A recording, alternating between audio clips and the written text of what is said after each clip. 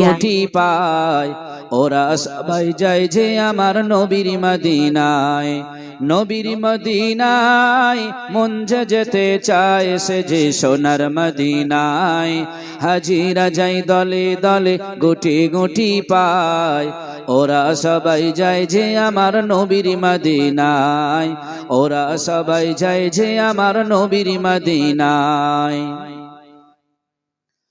চল ছুটে চল মক্কা শহর সাহস রেখে বুকে যেথায় আছেন প্রিয় নবী রওজা মোবারকে চল ছুটে চল মদিনাতে সাহস রেখে বুকে যেথায় আমার প্রিয় নবী রওজা মোবারকে হাজিরা যাই দলে দলে গুটি গুটি পায় হাজিরা যাই দলে দলে গুটি গুটি পায় ওরা সবাই যায় যে আমার নবীর মদিনায় ওরা সবাই যায় যে আমার নবীর মদিনায় দরুদ আল্লাহুম্মা সাল্লি আলা সাইয়্যিদিনা মাওলানা মুহাম্মদ ওয়া আলা আলিহি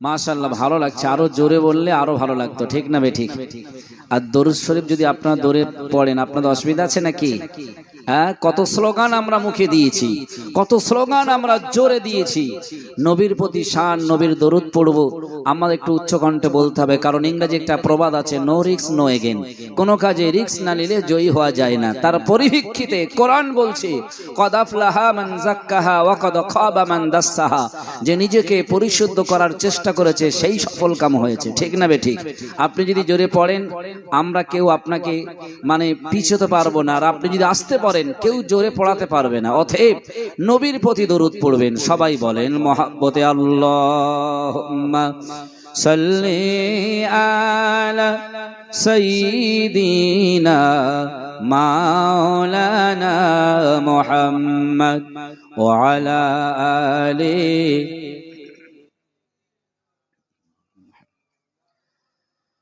শেষ জামানার নবী এলো মায়া মিনার ঘরে চিনতে যদি পারো গো তোমার নসিব যাবে খুলে শেষ জামানার নবী এলো মায়া মিনার ঘরে চিনতে যদি পারো গো তোমার নসিব যাবে খুলে হাজিরা যাই দলে দলে গুটি গুটি পায় ওরা সবাই যাচ্ছে আমার নবীর মদিনায় ওরা সবাই যাচ্ছে আমার নবীর মদিনায় নবীর মদিনায় মন যে যেতে চায় সে যে সোনার মদিনায় হাজিরা যাই দলে দলে গুটি গুটি পায় ওরা সবাই যায় যে দেখি নবীর মদিনায় দরুদ আল্লাহুম্মা সাল্লি আলা সাইয়্যিদিনা মাওলানা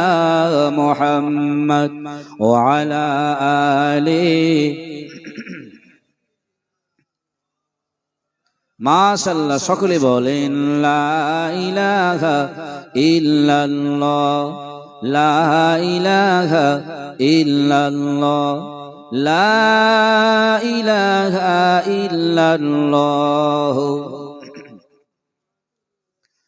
আকাশের মাঝে ওই চাঁদ উঠেছে বাগানের মাঝে কত ফুল ফুটেছে আকাশের মাঝে ওই চাঁদ উঠেছে বাগানের মাঝে কত ফুল ফুটেছে ও চাঁদ বলে ও ফুল বলে প্রভু তুমি মহান প্রভু তুমি মহান সাগরের স্রোত ধারা যায় বয়ে যায় কোন সে প্রেমের টানে কোন জানায় সাগরের স্রোত ধারা যায় বয়ে যায় কোন সে প্রেমের টানে কোন জানায় বুঝে নাই মন প্রভু এ তোমারই খেলা বুঝে নাই মন প্রভু এ তোমারই খেলা কিসের নেশায় জেগে ওঠে প্রাণ প্রভু তুমি মহান বলো লা ইলাহা মাশাআল্লাহ, আরো জোরে জোরে লা ইলাহা।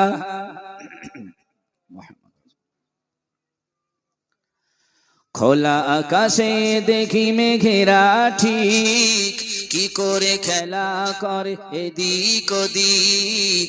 খোলা আকাশে দেখি মেঘেরা ঠিক কি করে খেলা করে এদিক ওদিক। বুঝে নাই মন প্রভু এ তোমারই খেলা, বুঝে নাই মন প্রভু এ তোমারই খেলা। কিসের নেশায় জেগে ওঠে প্রাণ, প্রভু তুমি মহান। আকাশের মাঝে ওই চাঁদ উঠেছে, বাগানের মাঝে কত ফুল ফুটেছে। আকাশের মাঝে ওই চাঁদ উঠেছে, বাগানের মাঝে কত ফুল ফুটেছে। ও চাঁদ বলে ও ফুল বলে, প্রভু তুমি মহান। বলো লা ইলাহা ইল্লাল্লাহ, লা ইলাহা ইল্লাল্লাহ, লা ইলাহা ইল্লাল্লাহ। وقال الله تعالى في كلامه المجيد والفرقانه الحميد: بسم الله الرحمن الرحيم الذي خلق الموت والحياة ليبلوكم أيكم أحسن عملا وهو العزيز الغفور. وقال النبي صلى الله عليه وسلم: قال ثلاثة قد حرم الله عليهم الجنة: مدمن الخمر والأقي والديوس. وقال النبي صلى الله عليه وسلم: أي الأعمال أحب إلى الله تعالى؟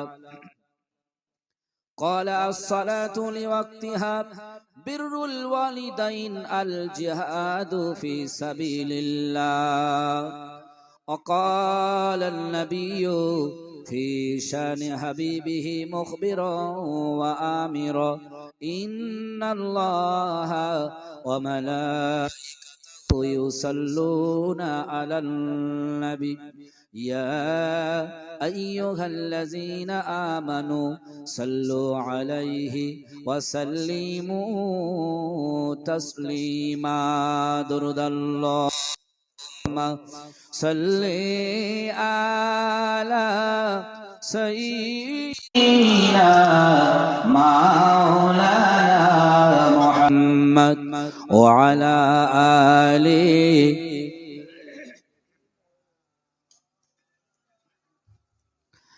আলহামদুলিল্লাহ। উপস্থিত সম্মানিত আমার আগেও পরে আমন্ত্রিত ওলামায়ে হযরত, বিশেষ করে এই এলাকার এই গ্রামের যোগ্য সুযোগ্য সম্মানিত মসজিদের ইমাম সাহেব, সেই সঙ্গে আমার সম্মুখে বসে থাকা বয়োজ্যেষ্ঠ বয়কনিষ্ঠ প্রিয় ভাই ও বাবাজিরা, আমরা সবাই শুকরিয়া আদায় করি সেই মহান আল্লাহ পাকের দরবারে, যে মহান আল্লাহ ইচ্ছা করলে আজকে এই জায়গা আমাদের না বসিয়ে হসপিটালের বেডে ফেলে রাখলেও রাখতে পারতেন। এই কথাটা ঠিক না বেঠিক?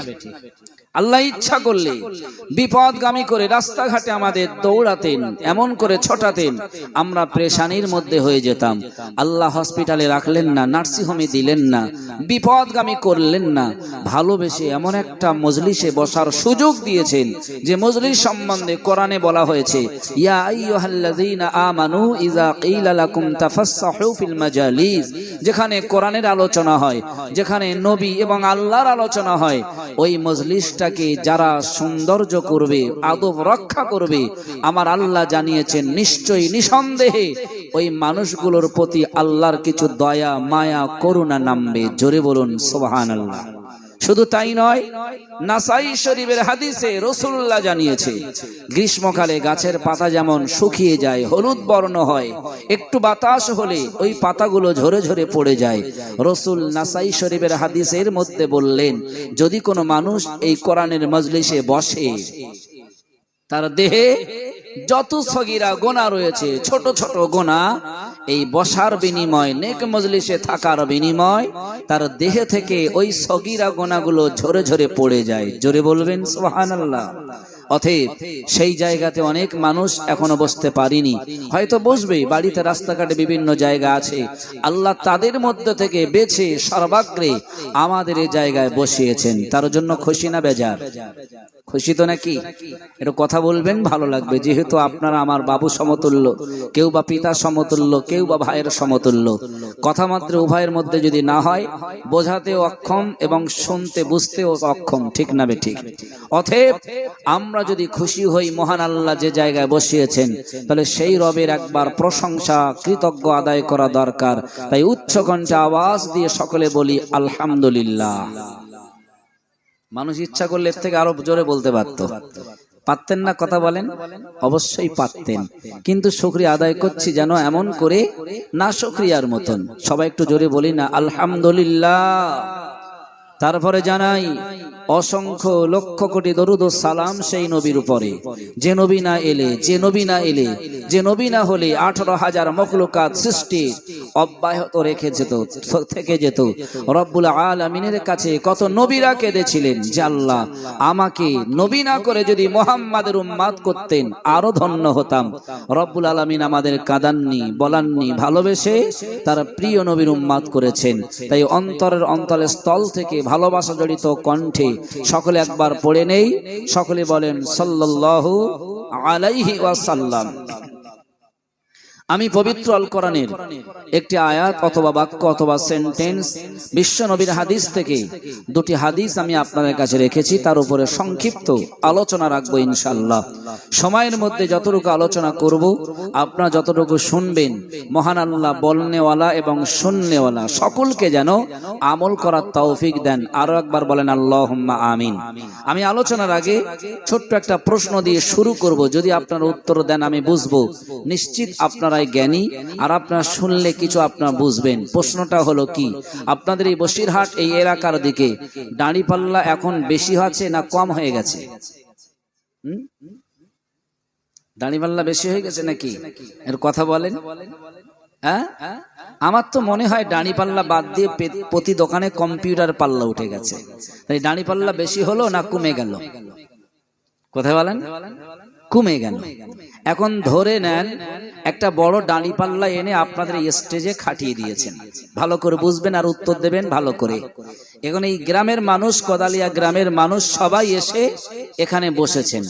পাল্লার একদিকে দিয়েছেন 200 কেজি লোহা। কত কেজি লোহা বললাম? 200 কেজি। আর পাল্লার অপরদিকে দিয়েছেন মাত্র 1 কেজি ওজনের সোনার একটা টুকরো।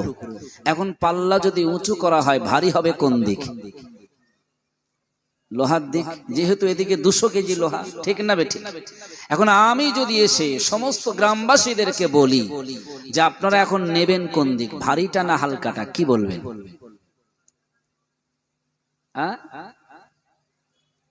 মাশাআল্লাহ, আপনার জ্ঞানী মানুষ। কারণ মাছের দোকানে যদি মাছ কিনতে যান কম দিলে নাক ফাটিয়ে দেবেন মেরে, ঠিক না বেঠিক? সবজির দোকানে সবজি কিনলে যদি আপনারা একটু কম দেয় নেবেন, কিন্তু আজকে আপনারা বলছেন অল্পটাই নেব, হালকাটাই নেব। এর থেকে বোঝা যায় আপনারা হলেন অত্যন্ত জ্ঞানী বুদ্ধিমান, এজন্যই নেবেন বলেছেন। ভারী হলে ওর থেকে হালকা বস্তুটার মূল্য অনেকটাই বেশি, ঠিক না বেঠিক? তাহলে যেহেতু আপনারা জ্ঞানী, আমি এজন্য বোঝাতে চাইব, পবিত্র আল কোরআনের বাণী দিয়ে, হাদিস দিয়ে আপনাদের কাছে শোনাতে চাইব। যেহেতু আপনারা জ্ঞানী মানুষ, বুঝতে পারবেন। তাই আর একবার আবেদন করব, যারা বাড়িতে রাস্তাঘাটে আছেন প্রত্যেকে এসে বসে যেতে। এই পৃথিবীতে কোনো মানুষ যদি মনে করে যে আমি নামাজ পড়েছি, রোজা করেছি, হজ করেছি, যাকাত দিয়েছি, আরো ইবাদত করব, কিন্তু জীবনে মুহাম্মদকে নবী হিসাবে মানব না, নবী হিসাবে কোনোদিন মেনে নেব না। আচ্ছা, আপনাদের কাছে প্রশ্ন করলাম, ওই মানুষটা, যে মানুষটা নামাজ পড়বে, রোজা করবে, হজ করবে, যাকাত দেবে, আরো ইবাদত করবে, কিন্তু নবীকে, মুহাম্মদকে নবী হিসাবে মানবে না, এই মানুষটা জান্নাতে যেতে পারবে বলে মনে হয়? কোনদিন সম্ভব নয়। ননিভার একেবারেই সম্ভব নয়, কখনো নয়। কারণ পৃথিবীতে যে বান্দা আল্লাহ রসুলকে মহাব্বত করতে পেরেছে, চিনতে পেরেছে, ভালোবাসতে পেরেছে, ওই মানুষটা অনায়াসে জান্নাতে যাওয়ার একটা সন্ধান রাস্তা খুঁজে পেয়েছে। জোরে বলুন সুবহানাল্লাহ। আর যারা নবীকে চিনতে পারেনি, যারা নবীকে এখনো জানতে পারেনি, নবীকে মোহাব্বত করতে পারেনি, নিশ্চয়ই নিঃসন্দেহে তারা ক্ষতির রাস্তা খুঁজতেছে। ঠিক না বেঠিক? আপনারা যারা বসেছেন নিশ্চয়ই নিঃসন্দেহে নবীকে ভালোবাসেন। আর কতটা ভালোবাসেন, আজকে সমাজে কতটা নবীকে ভালোবাসি একটুখানি আপনাদের কাছে বলে যাব। কারণ হাদিস থেকে দুটি হাদিস রেখেছি, পবিত্র আল কোরআনের একটি আয়াত রেখেছি।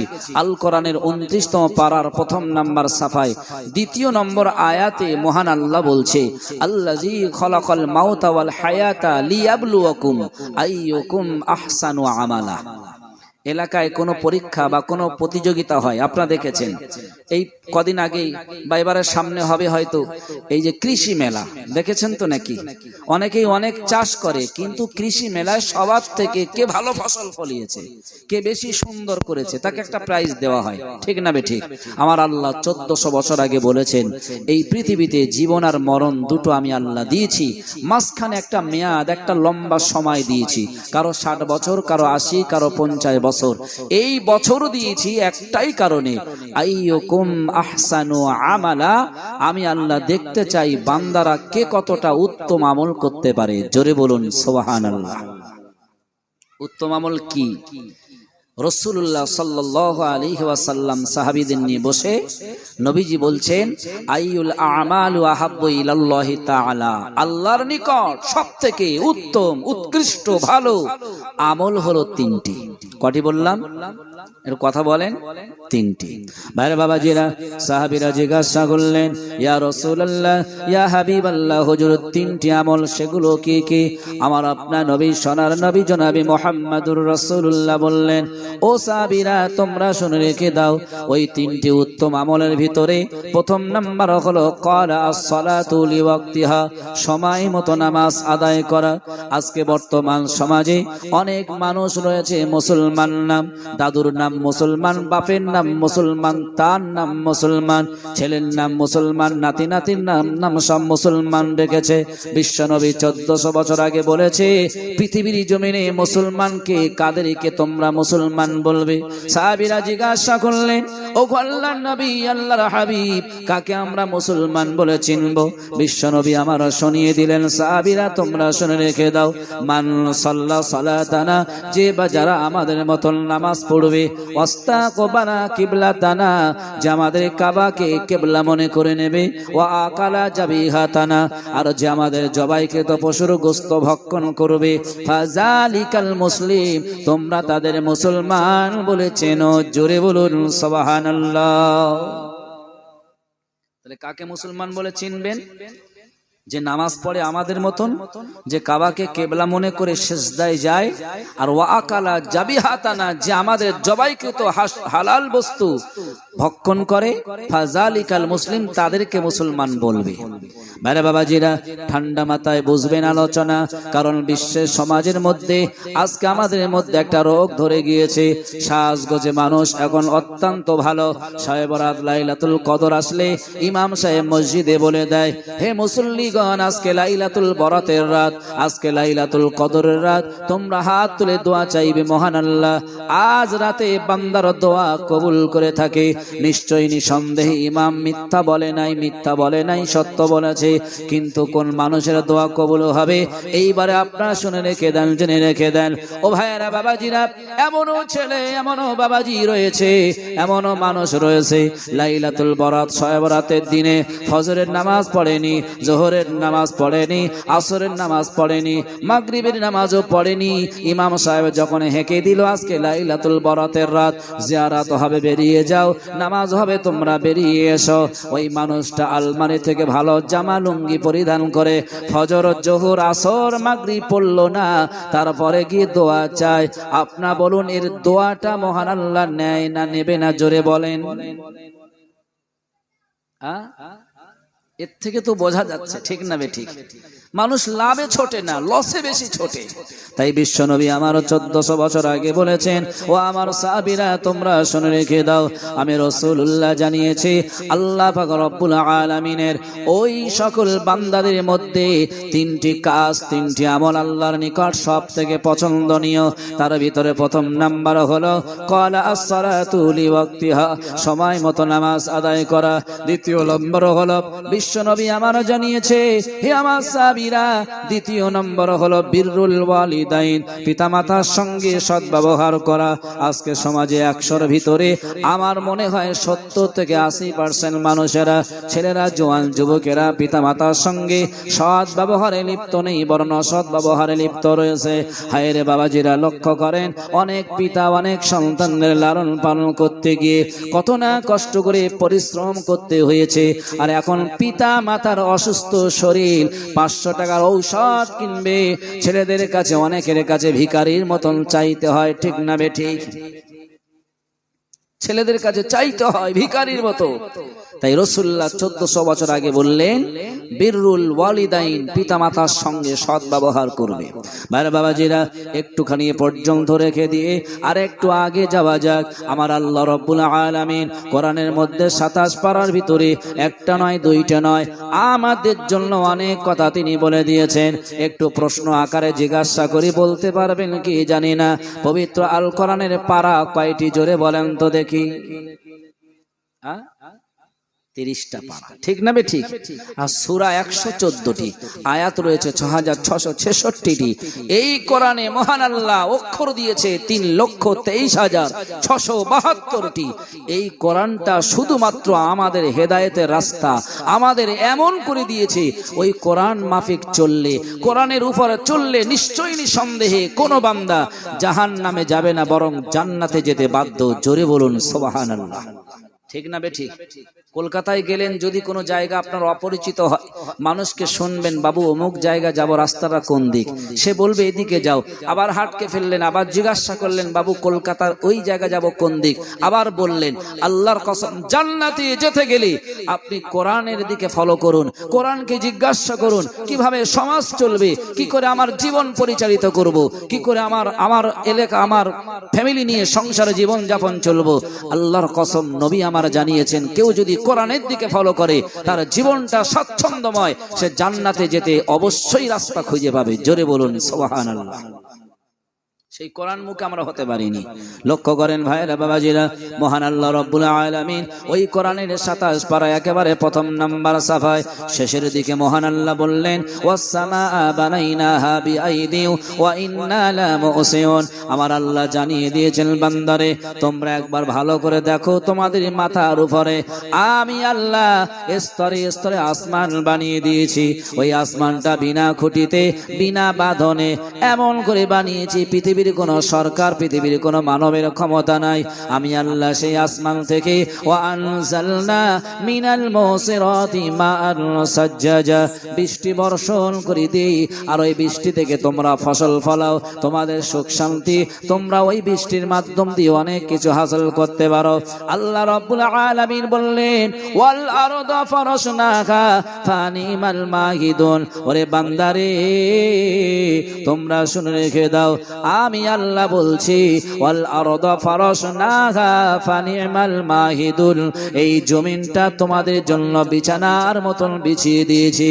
ওয়া মিন কুল্লি শাইইন খালাকনা যাওজাইনি লাআল্লাকুম তাযাক্কারুন। আমি আল্লাহ বলতে চাই, তোমাদের এই জমিনে জোড়ায় জোড়ায় তোমাদের সৃষ্টি করেছি। রাত যখন দিলাম তার সঙ্গে দিন বানিয়ে দিয়েছি, পুরুষ যখন দিয়েছি তার সঙ্গে নারী বানিয়ে দিয়েছি, ভালো যখন দিয়েছি তার সঙ্গে খারাপ আমি আল্লাহ বানিয়েছি। একটা মাত্র উদ্দেশ্য, লাআল্লাকুম তাযাক্কারুন, যাতে তোমরা আমি আল্লাহ আমার অনুসরণ করতে পারো। জোরে বলুন সুবহানাল্লাহ। বিয়ে হয়ে গেলে শ্বশুর যদি একটা মোটরসাইকেল দেয়, সবার সঙ্গে বলবে এটা আমার শ্বশুর দিয়েছে, ঠিক না বে ঠিক? একটা সম্মান, একটা নাম। একবারও বলেন তো যে এই পৃথিবীতে সুস্থ রেখেছেন কে? জোরে বলেন তো দেখি। আল্লাহ। এই পৃথিবীতে রুজি দেয় কে? জোরে বলেন আল্লাহ আল্লাহ বলছে ইন্নাল্লাহা হুয়ার রাজ্জাকু যুল কুওয়াতিল মাতিন, আমি আল্লাহ তোমাদের রুজির ব্যবস্থা করি, তাই তোমরা রুজি প্রাপ্ত। পৃথিবীর কারোর ক্ষমতা নাই, আমি যদি রুজি বন্ধ করে দেই পৃথিবীর কারোর ক্ষমতা নাই তোমাদের রুজি দেবে। এটা আপনারা বিশ্বাস করেন তো নাকি? তারপরেও মানুষ আসসালাতু খায়রুম মিনান নাওম শুনলেও ফজরের নামাজ সেই আল্লাহর জন্য আদায় করতে অভ্যস্ত হতে পারে না। একটাই কারণ, এর মধ্যে একটা কারণ লুকিয়ে রয়েছে যেটা সমাজে আমি এখন দেখছি। সেই কারণটা হলো কি জানেন? একটু অহংকার। ঠিক বললাম না ভুল বললাম? কথা বলেন। কাজ কাম করছে, ব্যবসা বাণিজ্য করছে, আগে ছিল মানে কাঁচা বাড়ি, এখন তৈরি হয়েছে পাথরের বাড়ি। মনে মনে করছেন সালাতু খায়রুম মিনান নাওম বলছে, আমার তো টাকার অভাব নেই, আমার পয়সার অভাব নেই, আমার সময় সম্পত্তির অভাব নেই, খাওয়ার মানুষ নেই, এত কষ্ট ভোরবেলা কি করতে যাব? এই অহংকার নিয়ে বসে। শিক্ষিত হয়েছে, ডাক্তার মাস্টার এমএলএ এমপি হয়েছে, তার একটা অহংকার আছে, আমি শিক্ষিত লোক, ওখানে গিয়ে নামাজ পড়বো কি করে, ওইখানে যাব কি করে? বাস্তব কথা বলছি, অহংকারের কারণে আজকে সমাজে বেশিরভাগই জায়গায় সমস্যা লুকিয়ে রয়েছে। ঠিক বললাম না ভুল বললাম? এই অহংকার করেছিল যিনি, তিনি ছিলেন মুআল্লিমু মালাইকা। সেই অহংকারের কারণে তাকে ক্ষতিগ্রস্ত হয়েছে না লাভবান হয়েছে? কথা বলেন। ক্ষতিগ্রস্ত হয়েছে। ওয়াকানা মিনাল কাফিরিন, সে কাফেরদের অন্তর্ভুক্ত হয়ে গেল। নিশ্চিত অহংকারের কারণে ক্ষতিগ্রস্ত হয়েছে। এই অহংকার আজকে সমাজে আমাদের রয়েছে, তাই আমরা সমাজে কিন্তু লাভবান হতে পারিনি। অহংকার যে করেছে আল্লাহ তাদেরকে ছাড় দেননি। অনেক নবীরা পর্যন্ত আল্লাহ তাদেরকে ধর্তব্য করেছেন, ধরেছেন। একজন নবীর নাম এই অহংকারের মধ্যে তাফসীরের আলোচনা করব, শুনতে চান তো নাকি? একটু তাকবীর দেন তো দেখি, নারায়ে তাকবীর। আপনাদের একটু কষ্ট হচ্ছে বলে মনে হয়, যে কষ্ট হলে তাকবীরের আওয়াজটা মন খুলে দিলে কি হয়? একটু জোরে বলেন নারায়ে তাকবীর। মাশাআল্লাহ, আরো জোরে নারায়ে তাকবীর। একবার মহাব্বতে দরুদ আল্লাহুম্মা সাল্লি আলা সাইয়্যিদিনা মাওলানা মুহাম্মদ ওয়া আলা আলিহি।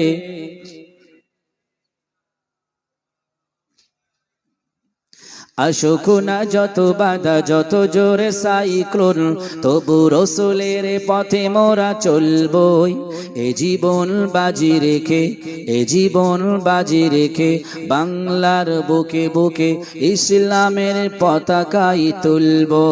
আশুকুনা যত বাধা, যত জোরে সাইক্লোন, তবু এ জীবন আমরাই রাখব।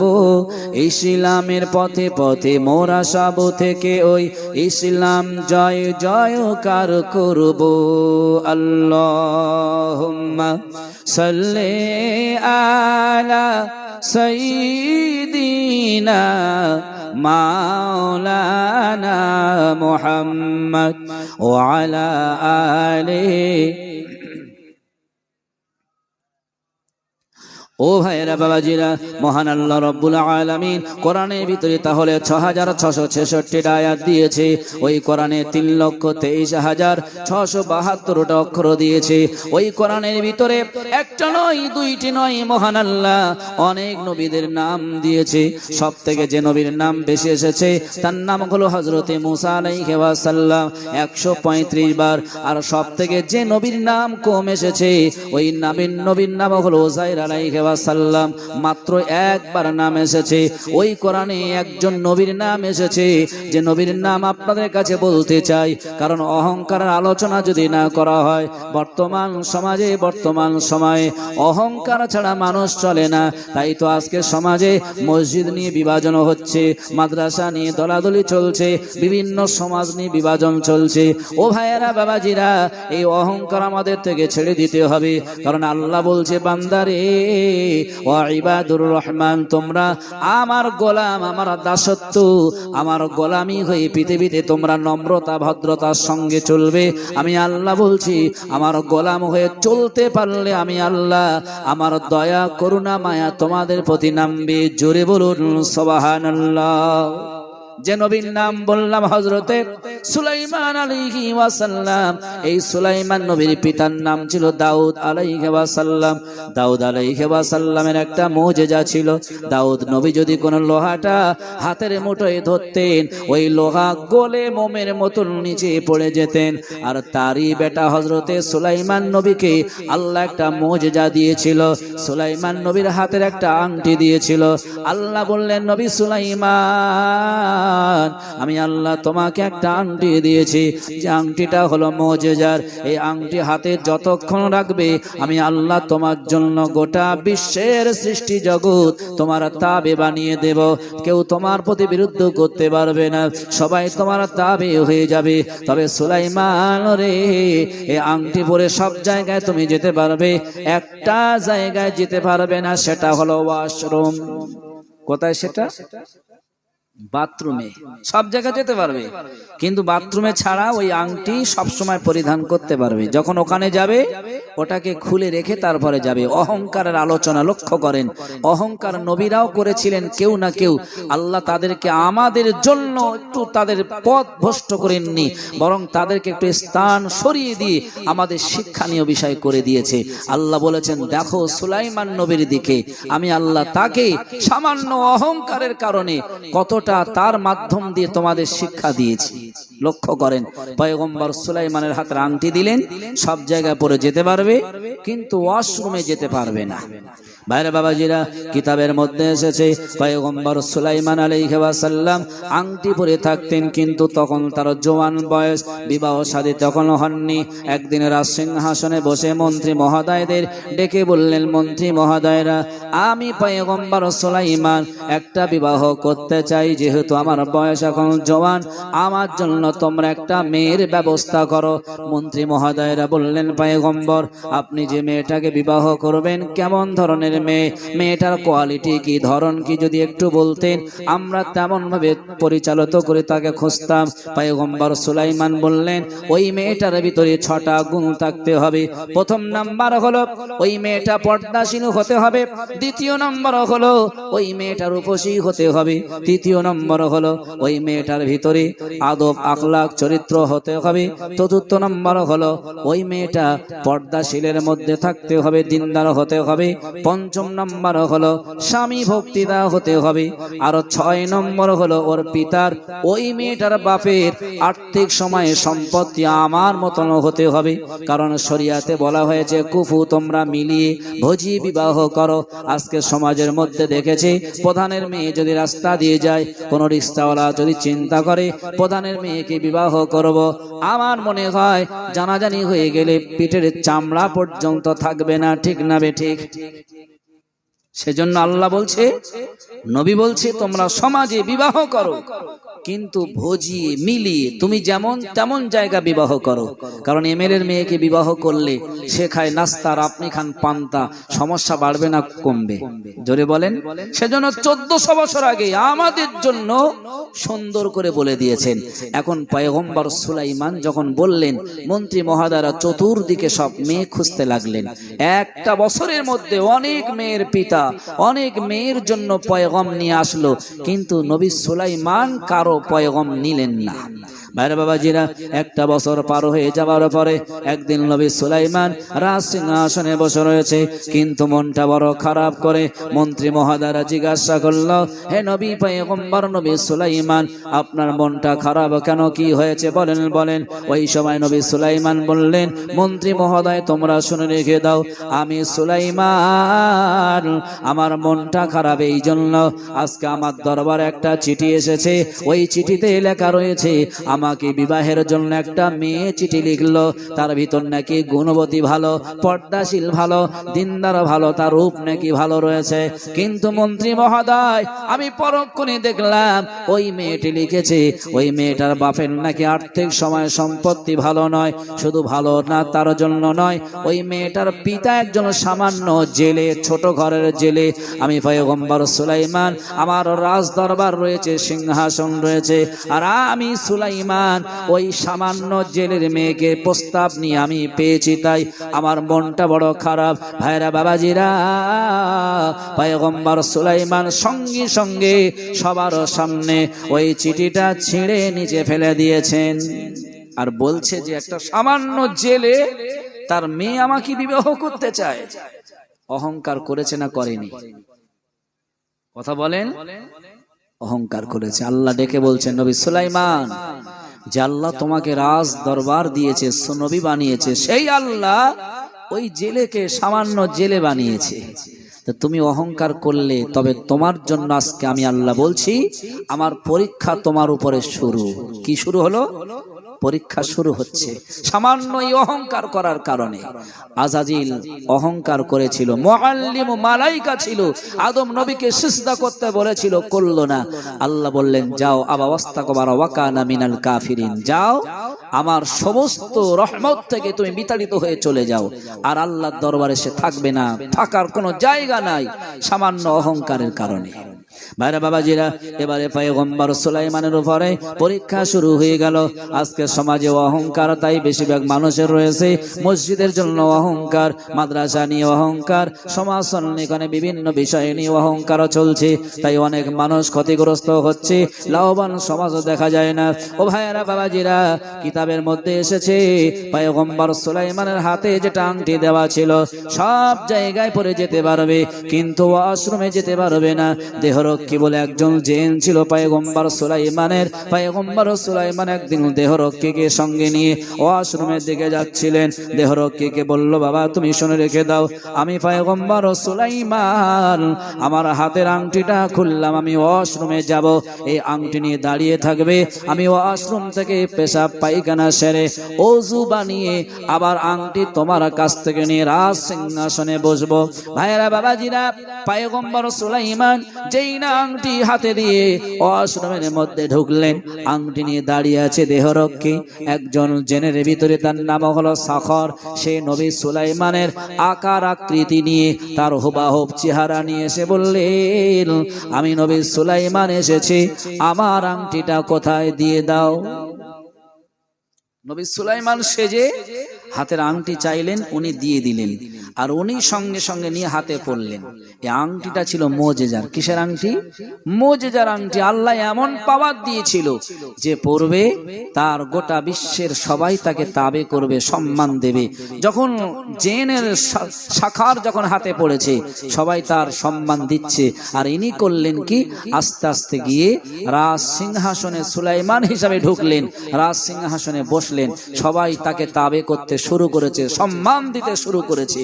আর ইনি বলছে, দেখো বর্তমান সময়ে যদি নকল সুলাইমান হিসাবে কেউ এখানে আসে, দাবি করে, তোমরা কিন্তু তাকে আস্ত রাখবা না, মারবে, ধরবে, তাকে এখান থেকে তাড়িয়ে দেবে, জীবনে যেন নবী সুলাইমান বলে দাবি না করতে পারে। এখন আপনারা বলেন, আসল সুলাইমান কোথায়? হ্যাঁ, বাথরুমের ভিতরে, আর নকল সুলাইমান সিংহাসনে। যে নকল সে আবার বলছে নকল থেকে সাবধান। বর্তমান চলছে না? চলছে না। আরে নকল জিনিস বানিয়ে লিখছে নকল হইতে সাবধান।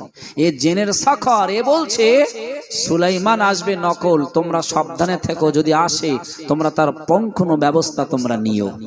কিছুক্ষণ পরে মন্ত্রী মহোদয় বিভিন্ন জায়গায় পাহারায় চলে গেল, নকল সুলাইমান যদি ঢোকে সমস্যা। এখন আসল সুলাইমান আস্তে আস্তে আস্তে আশ্রম থেকে বার হয়ে সুন্দর পরিবেশে ওই দেহরক্ষীর কাছে দাঁড়িয়ে বলছে, দাও আংটিটা দাও। দেহরক্ষী বলছে, তুমি আবার কে? বলছে, আমি তো সুলাইমান, চিনিস না? একটু আগে তোকে আংটি দিয়েছি, আমি তোর মালিক, তুই আমার গোলামি করিস, আমার খেদমত করিস, আমি তো নবী সুলাইমান।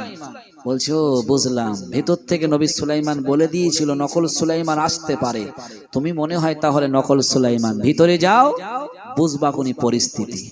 নবী সুলাইমান চিন্তা করছে, সেই তো আমার আংটি আমার দিল না, আবার আমার বলছে তুমি ভিতরে যাও, বুঝবা কোন ব্যাপার, তো বুঝলাম না। নবী সুলাইমান আস্তে আস্তে রাজ সিংহাসনের ভিতরে ঢুকছেন। ভাইরা বাবাজিরা, নবী সুলাইমান যে ইনারাজ সিংহাসনের কাছাকাছি পৌঁছে গেল, মন্ত্রী মহোদয়রা তাকে জিজ্ঞাসা করলো, কি নাম তোমার? বললো, আমি তো সুলাইমান, চিনিস না আমাকে? বলছে, তোর আব্বার নাম কি? বলছে, আমার আব্বার নাম হলো দাউদ। মারা শুরু করে দিয়েছে। বলছে দাউদের বেটা সুলাইমান সে তো সিংহাসনে বসে, আর তুই আবার রাজ সিংহাসন দখল করার জন্য এসেছিস। তাহলে সুলাইমান নবী যেটা বলেছে তাহলে ঠিকই বলেছে, তুমি হলে নকল সুলাইমান বলে মার শুরু করেছে। মারতে মারতে এমন অবস্থা হইল নবী সুলাইমান বেহুশ হয়ে পড়ে গেলেন।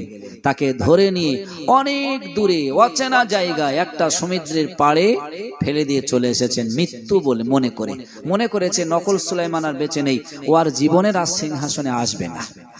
ভাইরা বাবাজিরা লক্ষ্য করে দেখবেন অহংকার আমরা করি কেন? অহংকারের কারণে আমরা সমাজে অনেক দিক দিয়ে ক্ষতিগ্রস্ত হচ্ছে, বুঝতে পারলাম না।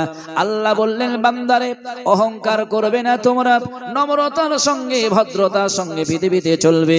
বিশ্বনবী আমার জানিয়ে দিয়েছে আতাদরুনা মা আকসারু মা ইয়াদখিলুন নাসাল জান্নাতা তাকওয়াল্লাহি ওয়া হুসনুল খুলক। আমার আপনার নবী জানিয়ে দিয়েছেন ও পৃথিবীর মানুষ তোমরা শুনে রেখে দাও, আমি নবী বলছি পৃথিবীর জমিনে মানুষ জান্নাতে যাবে দুটি কারণে, একটি হলো তাকওয়াল্লাহ আল্লাহ ভীরুতা, আর একটা হলো ওয়া হুসনুল খুলক উত্তম চরিত্রতা। এই আল্লাহ ভীরুতার মধ্যে বলতে গিয়ে বলতে হয় নম্রতা থাকতে হবে, ভদ্রতা থাকতে হবে, অহংকার করলে হবে না, তাকাব্বর করলে হবে না। আল্লাহ তোমার সময় সম্পত্তি দিয়েছে তাই বলে অহংকার করবে না।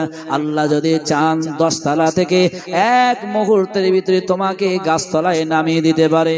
আল্লাহ ইচ্ছা করলে অত ইজ্জু মান তাশা অত দিল্লু মান তাশা, ইচ্ছা করলে মহান আল্লাহ কোন বান্দার নম্রতা ভদ্রতা থাকলে ওই বান্দাটাকে আবার গাছতলা থেকে 10 তলা পর্যন্ত দিতে পারে, ঠিক না বে ঠিক? অহংকার করবে না। নবী সুলাইমানকে ফেললো কোথায়? নদীর চরে। আপনারা বলুন তো দেখি, নদীর চর দিয়ে ড্রাইভাররা যাওয়া আসা করে? বেশিরভাগ যাওয়া আসা করে কারা? জেলেরা, যারা মাছ ধরে তারা যাওয়া আসা করে।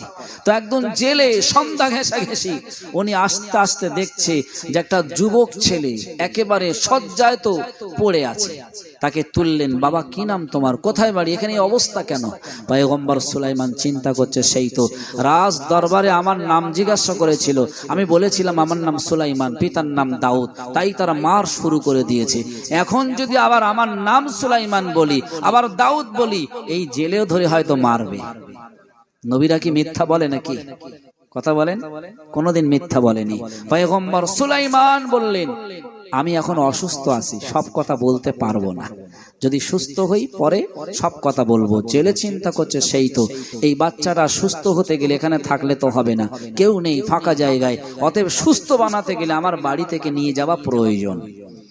ভাইরা বাবাজিরা লক্ষ্য করে দেখেন এইবারে পয়গম্বর সুলাইমান আলাইহিস সালামকে জেলে চেনেও না যিনি সুলাইমান, ইনি একটা যুবক ছেলে হিসাবে এনাকে ধরে নিয়ে বাড়িতে চলে গেল। রাত পার হয়ে সকাল হয়ে গেল, সকাল পার হয়ে রাত এলো, আবার রাত পার হয়ে সকাল হয়ে গেল। 3 দিন যাওয়ার পরে ওই ছেলে জিজ্ঞাসা করলো, বাবা তোমার নাম কি, তুমি কি এখনো বলতে পারবে নাকি? পয়গম্বর সুলাইমান মাথাটা নিচু করলেন, কোনো কথা বলছেন না।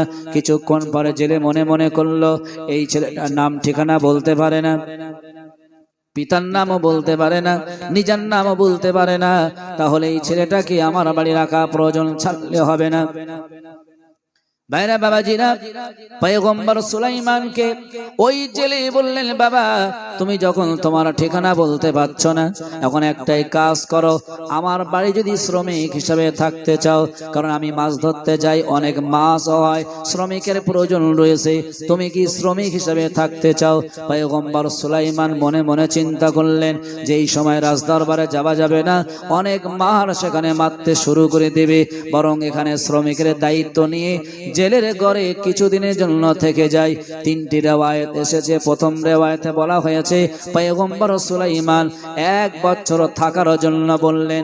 দ্বিতীয় রিওয়ায়াতে বলা হয়েছে পয়গম্বর সুলাইমান 6 মাস থাকার জন্য বললেন। তৃতীয় রিওয়ায়াতে বলা হয়েছে পয়গম্বর সুলাইমান 40 দিন থাকার জন্য বললেন। তবে আমি 3টি রিওয়ায়াতের ভিতরে প্রথম নাম্বার রিওয়ায়াত যেটা এসেছে 1 বছর থাকার জন্য আলোচনা করে শুনে রেখে দেন। পয়গম্বর সুলাইমান উনি যুবক ছেলে, ওনাকে কেউ চেনে না, জেলেও জানে না। উনি বললেন আমি আপনার ঘরে শ্রমিক থাকতে চাই 1 বছর। কত বছর? 1 বছর থাকবো, কাজ করবো আপনার বাড়ি, শ্রমিক। আল্লাহ পারে না? পারে না? কথা বলেন। যে নবী রাজদরবার দিয়েছিল সেই নবী শ্রমিকের দায়িত্ব নিচ্ছেন। আল্লাহ বলছেন, বান্দা শোনো, আল্লাহু সামাদ, আমি আল্লাহ অমুখাপেক্ষী, যেটা ইচ্ছা করি সেটা পারি। পৃথিবীর কেউ যদি মনে করে আল্লাহ যেটা করবে আমিও সেটা করতে পারি, এটা অসম্ভব, সম্ভব নেই। পারবে বলে মনে হয়? ইব্রাহিমের নবীর সময় মুশরিকরা বলেছিল, ইব্রাহিম নবীর দুশমনেরা বলেছিল, ইব্রাহিম বলেছিল যে আমার আল্লাহ যেটা পারে তোমরা পারবে না। বলছে হ্যাঁ পারবো। এর অনেক ইতিহাস বৃত্তান্ত।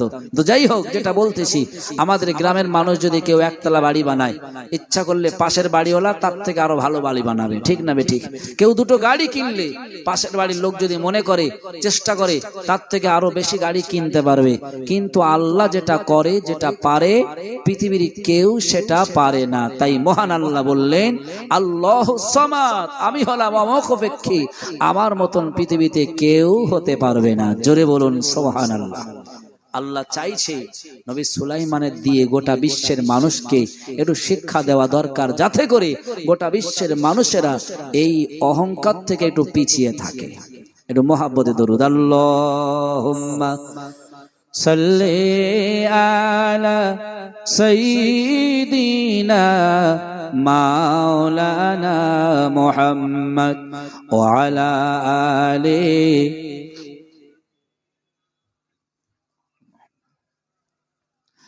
এহে নবী দাও দেখা, তুমি বারে বার অশান্তির জীবন জলে সবার, অশান্তির জীবন জলে সবার।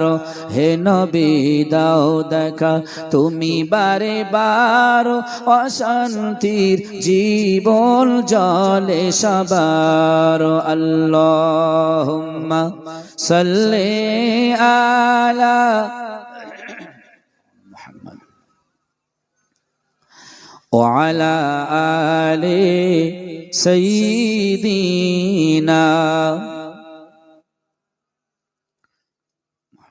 ও ভাইরা, বাবাজিরা, এবারে লক্ষ্য করে দেখেন, পয়গম্বর সুলাইমান 1 বছর দায়িত্ব নিলেন শ্রমিকের। মালিক যিনি জেলে, তিনি বললেন, দেখো হে যুবক ছেলে, তুমি শুনে রেখে দাও, সকাল হলে আমার সঙ্গে মাছ ধরতে যাবে, আমার সঙ্গে থাকবে সারাদিন, বাড়িতে সেই তোমার থাকার জায়গা, এখানে তুমি থাকবে আনন্দে, আবার সকাল হলে মাছ ধরতে যাবে। এইভাবে 1 বছর অতিবাহিত হয়ে গেল। সংক্ষিপ্ত আলোচনা বলতে চাই, 1 বছর যাওয়ার পরে জেলে একদিন বলল, বাবা সেই তো 1 বছর পার হয়ে গেল, তুমি আমার বাড়ি 1 বছর শ্রমিকের দায়িত্ব থাকবে বলেছিলে, কিন্তু এখন তোমার বাড়ি যেতে হবে। কি ঠিকানা তোমার রয়েছে? বাড়ি কোথায়? তোমার নাম কি একবার শুনিয়ে দাও। নবী সুলাইমান সেদিনও বলছেন না। এবারে জেলে মনে মনে করছে, এই ছেলেটা যদি ঠিকানা না বলতে পারে, আমার সঙ্গে 1 বছর রয়েছে, এত আদর্শ আখলাক ব্যবহার ভালো, এত চরিত্র ভালো, এই ছেলেটা এত নম্রতা, ভদ্রতা, আদর্শতা, আমার মনে হয় পৃথিবীর জমিনে এই মুহূর্তে এই ছেলের মতন এত ভালো ছেলে আর পৃথিবীতে নাই। জোরে বলুন সুবহানাল্লাহ। আর না থাকারই বিষয়, ঠিক না বেঠিক? উনি তো পয়গম্বর সুলাইমান, জেলে জানে না, ওনার আদর্শ, ওনার ব্যবহার এতটাই ভালো, 1 বছর থেকেছে, উনি সব বুঝেছে। এবারে জেলে মনে মনে করছে, এই ছেলেটাকে বাড়ি না পাঠিয়ে বরং এই ছেলেটাকে যদি আমার বাড়ি, আমার একটা যুবতী মেয়ে রয়েছে, যদি তার সঙ্গে বিবাহ দিয়ে জামাই বানিয়ে নেই, তাহলে মনে হয় ভালো হয়। তো জিজ্ঞাসা করা দরকার। ছেলেকে জিজ্ঞাসা করলো, যুবক তুমি তো ঠিকানা বলতে পারছো না, 1 বছর হয়ে গেছে, কোরআনের তাফসীরের এই আলোচনা ভাই, এবার 1 বছর হয়ে গেছে, তুমি বলো যে তুমি আমার বাড়িতে আমার একটা মেয়ে রয়েছে, তুমি কি তাকে কোনোদিন দেখেছো? ইনি বলল যে আমি আপনার বাড়ি 1 বছর রয়েছি, 1 বছর কাজ করছি, আপনাকে ছাড়া আর আপনার বিবিকে ছাড়া আর কাউকে দেখিনি। জোরে বলুন সুবহানাল্লাহ। যে বাড়ি একটা যুবতী মেয়ে রয়েছে, সেই মেয়েটাও কোনোদিন এই নবী সুলাইমানকেও দেখে নাই। এই বাড়িতে শ্রমিক খাটছে, তাকে তার রূপ কেমন, আকার কেমন, দেখতে কেমন, তাও দেখে নাই। আর সমাজে যদি আজকে কোনো একটা শ্রমিক কোনো বাড়িতে 1 মাস থাকে, আমার মনে হয় বিচার পাততে হয় সমস্যার জন্য। ঠিক বললাম না ভুল বললাম? বিভিন্ন দিকে।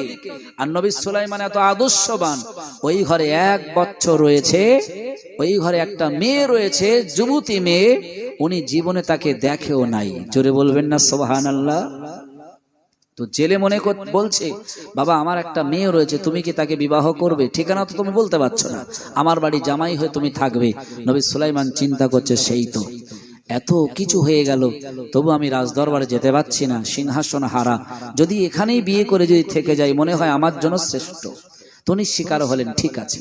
বারে বাবাজিরা এবার লক্ষ্য করে দেখেন, কিতাবের মধ্যে এসেছে পয়গম্বর সুলাইমান যখন রাজি হয়ে গেল, জেলে মনে মনে করলেন আমার একটা বিবি রয়েছে, বিবিকে রাজি বানাতে হবে, কারণ বিশ্বনবী আমার জানিয়েছে লাম তারালিল মুতাহাব্বিনা মিসলুল নিকাহ, স্বামী স্ত্রীর মধ্যে যে গভীর প্রেম ভালোবাসা বন্ধুত্ব ভাগাভাগি পৃথিবীর মধ্যে আর কারোর মধ্যে নাই। জোরে বলা যাবে কি সুবহানাল্লাহ? ঠিক না বে ঠিক? স্বামী স্ত্রীর মধ্যে একটা বন্ধুত্ব সব থেকে গাঢ়, এর মতন বন্ধুত্ব আর পৃথিবীর কারোর মধ্যে নেই। ও ভাইরা বাবাজিরা, এবারে পয়গম্বর সুলাইমান যে ঘরে ছিলেন, ওই জেলে মনে মনে করলো আমার বিবিকে আগে রাজি বানাতে হবে, বিবির সঙ্গে আলোচনা করতে হবে। রাতের অন্ধকারে চলে গেলেন, জেলে বললেন, বিবিরে আমাদের ঘরে যে ছেলেটা আছে 1 বছর শ্রমিক করছে, ও বিবি তুমি কি সত্য কথা বলতে পারো? ওই ছেলেটার ব্যবহার কেমন, ছেলেটা কেমন তুমি কি জানো? বিবি বলছে, প্রাণের স্বামী রে, তুমি শুনে রেখে দাও, আমার ওই ছেলেটার প্রতি এতটাই ভালো লেগেছে, 1 বছর আমি দেখেছি, এত আদর্শ এত আখলাক চরিত্রবান ছেলে, ওই ছেলেটার মতন মনে হয় আসমান জমিনের মধ্যে এই সময় ওই রকম ছেলে আরো খুঁজে পাওয়া যাবে না। জোরে বলুন সুবহানাল্লাহ। কারণ ইনি নবী, ওনারা জানেন না এনার ব্যবহার এমনি তো ভালো হবে, ঠিক না বে ঠিক? তো এবার জেলে বলছে, দেখো আমারও খুব পছন্দ, তোমারও খুব পছন্দ, তা একটা কাজ করলে হয় না, আমাদের যে যুবতী মেয়েটা রয়েছে ওই ছেলের সঙ্গে যদি বিবাহ দিয়ে জামাই বানিয়ে নেই তো কেমন হয়? বিবি তখন বললেন, না খবরদার ওইটা করবেন না, কারণ যদি ভালো হতো ওকে মেরে ওই নদীর চড়ে ফেলতো না। আমি প্রথম মনে করছিলাম ভালো, কিন্তু এখন ওই কথা মনে পড়েছে যে ওকে তো নদীর চড়ে মেরে ফেলেছিল, নিশ্চিত ওই ছেলেটা খারাপ, তাই তাকে মেরে ওখানে ফেলে দিয়ে এসেছিল। এটা একটা দিক, ঠিক না বে ঠিক? তো জেলে চিন্তা করছে যে আমার বিবিকে যে কোনো কায়দায় যে কোনো পরিস্থিতিতে রাজি করতে হবে। ভাইরা বাবাজিরা, কোরআনের তাফসীরের আলোচনা। এবারে জেলে চিন্তা করলেন বিবিকে রাজি বানাতে হবে, এত সুন্দর আদর্শবান ছেলে, চরিত্রবান ছেলে, বিশ্বস্ত ছেলে, আমার মেয়েটার জামাই যদি বানিয়ে দেই। তাই জেলে এখন চলে গেল সকালবেলা বাজারে গিয়ে 2 খান শাড়ি কিনলেন, কিছু মিষ্টি মিঠাই কিনলেন, কিছু খাদ্য ভালো ভালো জিনিস কিনে এনে বাড়িতে এলেন, বাড়িতে এনে রাখলেন। বিবি বললেন, প্রাণের স্বামী রে, এই জিনিসগুলো কার? জেলে বললেন, সব কিছু তোমার। এখন মেয়ে ছেলে শাড়ি পছন্দ করে, ভালোবাসে, উনি ওটাকে নিয়ে পরিধান করলেন, মিষ্টি খালেন, আনন্দ করতে করতে বিছানায় শুয়ে বললেন।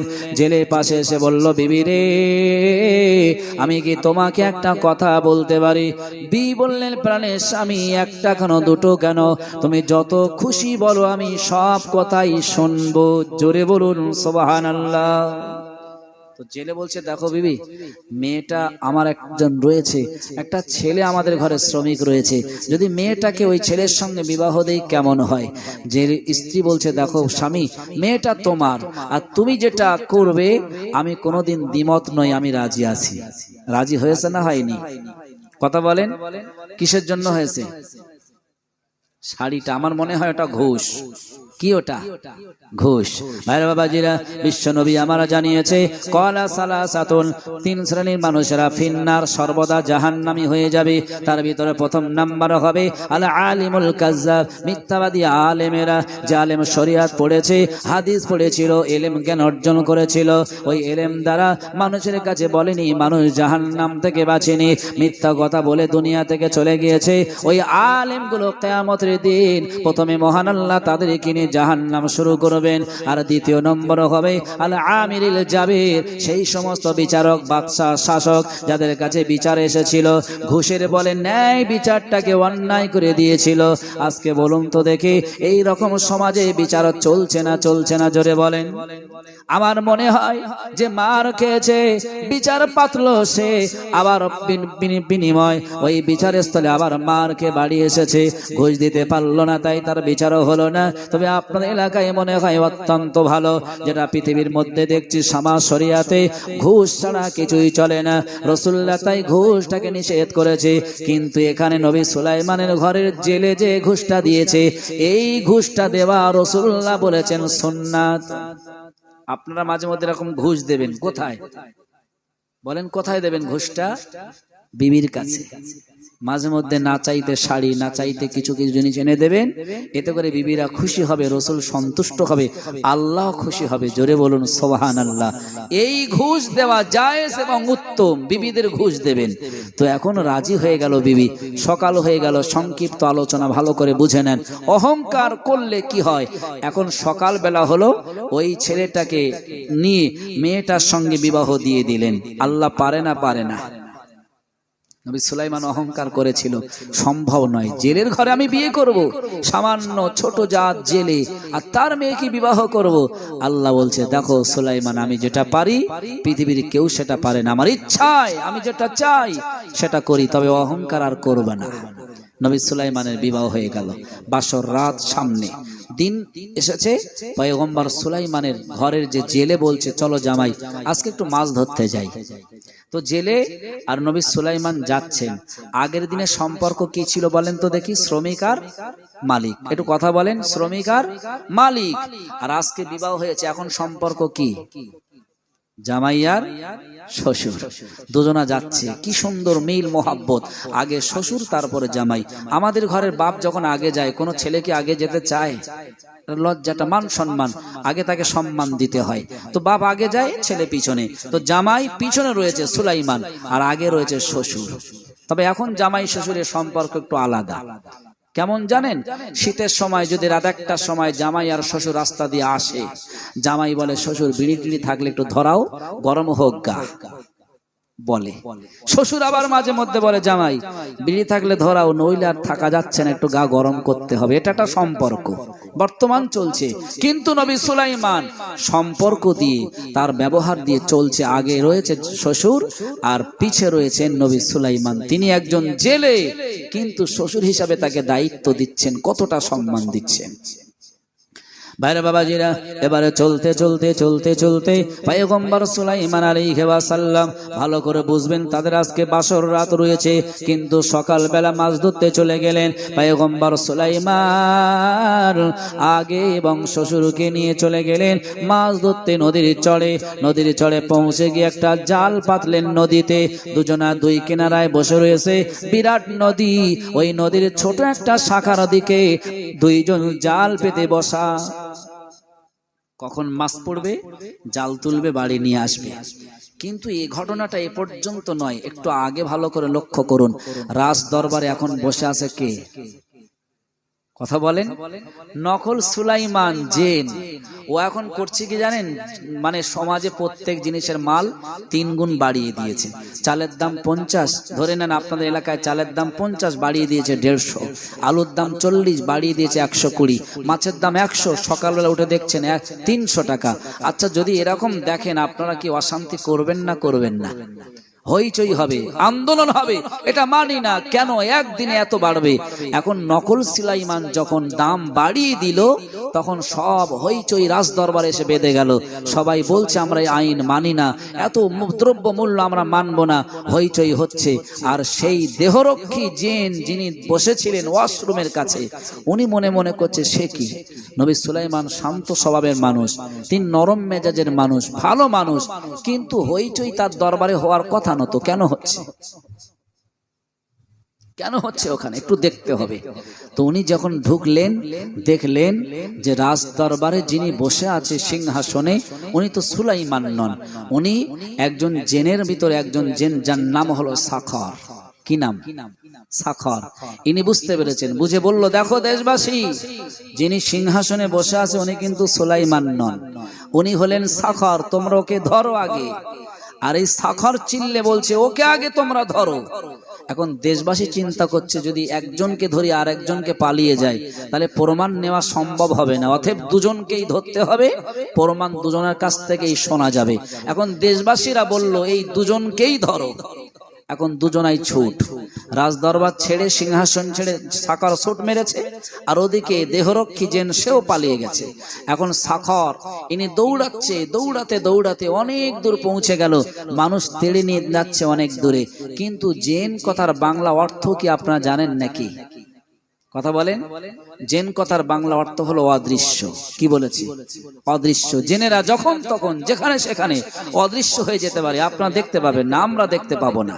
কিন্তু এই সাখর এ মনে করছে আমি যদি অদৃশ্য হয়ে যাই কেউ তো আমার দেখতে পাবে না, কিন্তু আমার হাতে একটা আংটি রয়েছে, এই আংটি অদৃশ্য করা যাবে না, আংটিটা দেখতে পাবে, এই অনুভবে আমার কাছে সবাই ছুটে আসবে, তো আংটিটা ফেলে দেওয়া দরকার। এখন সাখর ওই আংটি খুলে ফেলে দিলেন, যেই ফেলেছে ওই আংটিটা একটা নদীতে পড়লো, আর নদীর একটা মাছ খাদ্য হিসাবে ওই আংটিটা খেয়ে নিয়েছে। আংটিটা ছিল কিসের? মোজেজার। কিসের ছিল? মোজেজার আংটি। যার কাছে থাকবে সবাই তার সম্মান দেবে। কিতাব বলছে যখন ওই মাছটা আংটি খেয়ে নিল, তখন দেখছে সারা মাছ, নদীর মাছ, ওই মাছটার পিছনে পিছনে সবাই ধাওয়া করতে শুরু করেছে, তার কাছাকাছি, তার সংস্পর্শে আসতে শুরু করেছে। ওই মাছটা যেখানেই যায় সেখানেই সবাই, যেখানেই ছোটে সেখানেই সবাই ছোটে। মাছটা চিন্তা করছে সেই তো, এখান থেকে যদি বাঁচতে হয় তাহলে কোন একটা কিনারা খুঁজতে হবে। তো মাছ এখন কিনারা খুঁজতে খুঁজতে একদিকে যাচ্ছে, সব মাছ ওর পিছনে পিছনে, আর সেই দিকে বসেছিল আল্লাহর নবী পয়গম্বর সুলাইমান। জোরে বলুন সুবহানাল্লাহ। এখন মাছ গিয়ে ওই জালে গিয়ে যেই পড়েছে, সমুদ্রের গোটা মাছ সঙ্গে সঙ্গে সব জালে পড়ে গেল। পয়গম্বর সুলাইমান সহ শ্বশুর জেলে জালটা ধরে পাড়া প্রতিবেশীর কিছু সহযোগিতা নিয়ে উপরে তুললেন। মাছ কতটা শুনবেন? কিতাব বলছে অন্যান্য দিনে মাছ হয় 1 নৌকা থেকে 1.5 নৌকা, আর আজকে ওই নৌকায় মাছ পড়েছে 70 থেকে 72 নৌকা। জোরে বলুন সুবহানাল্লাহ। আল্লাহ চাইলে পারে না? পারে না? এবার জেলে চিন্তা করছে এত মাছ তো বেচে দিলে আমি তো বড়লোক হয়ে যাব, অনেক সময় সম্পত্তির মালিক হব। আল্লাহ ভাবছেন দেখো, নবী সুলাইমান বলেছিল সামান্য গরিব জেলে, আজকে আমি আল্লাহ তার শ্বশুরকে এক মুহূর্তে বড়লোক বানিয়ে দেব। এখন জেলে চিন্তা করছে সব মাছ বেচে দেব, কিন্তু একটা মাছ এর থেকে বেচে বাড়ি নিয়ে যাব, কারণ আজকে আমার মেয়ের বাসর রাত, ভালো করে বাঁচবে, কুটবে, রান্না করবে, খাওয়া দাওয়া হবে, আর এই বাসর রাতের জন্য ভালো মন্দ করা দরকার, তো একটা মাছ আমাকে এর থেকে বেছে নিয়ে যেতে হবে। কে বলছে এটা? জেলেটা চিন্তা করছে। আর এই চিন্তা ভাবনা দিয়েছে আল্লাহ, কারণ আল্লাহ যদি চাইতো ওই আংটিটা হারিয়ে দিতে, আল্লাহ পারতো। মুজিজার আংটি আবার সুলাইমানের কাছে পৌঁছে দিতে আল্লাহ কিভাবে চাইছেন লক্ষ্য করেন। একবার দরুদ শরীফ, আল্লাহুম্মা সাল্লি আলা সাইয়্যিদিনা মাওলানা মুহাম্মদ ওয়া আলা আলি মাওলানা মুহাম্মদ। ওই মদিনার বাদশা তুমি নবী সরওয়ার, ওই মদিনার বাদশা তুমি নবী সরওয়ার, শান্তি নিয়ে এলে তুমি ধুলির ধারার পার, ওই মদিনার বাদশা তুমি নবী সরওয়ার। রোম পারস্য ইরাকে দিল পৌঁছালে সবখানে, রোম পারস্য ইরাকে দিল পৌঁছালে সবখানে, তোমার সাথে সাহাবা বিজয় করলো পাকাবা, তোমার সাথে সাহাবা বিজয় করলো পাকাবা, তোমার আগমনে ধারায় ঘুচিল অন্ধকার, ওই মদিনার বাদশা তুমি নবী সরওয়ার। আল্লাহুম্মা সাল্লি আলা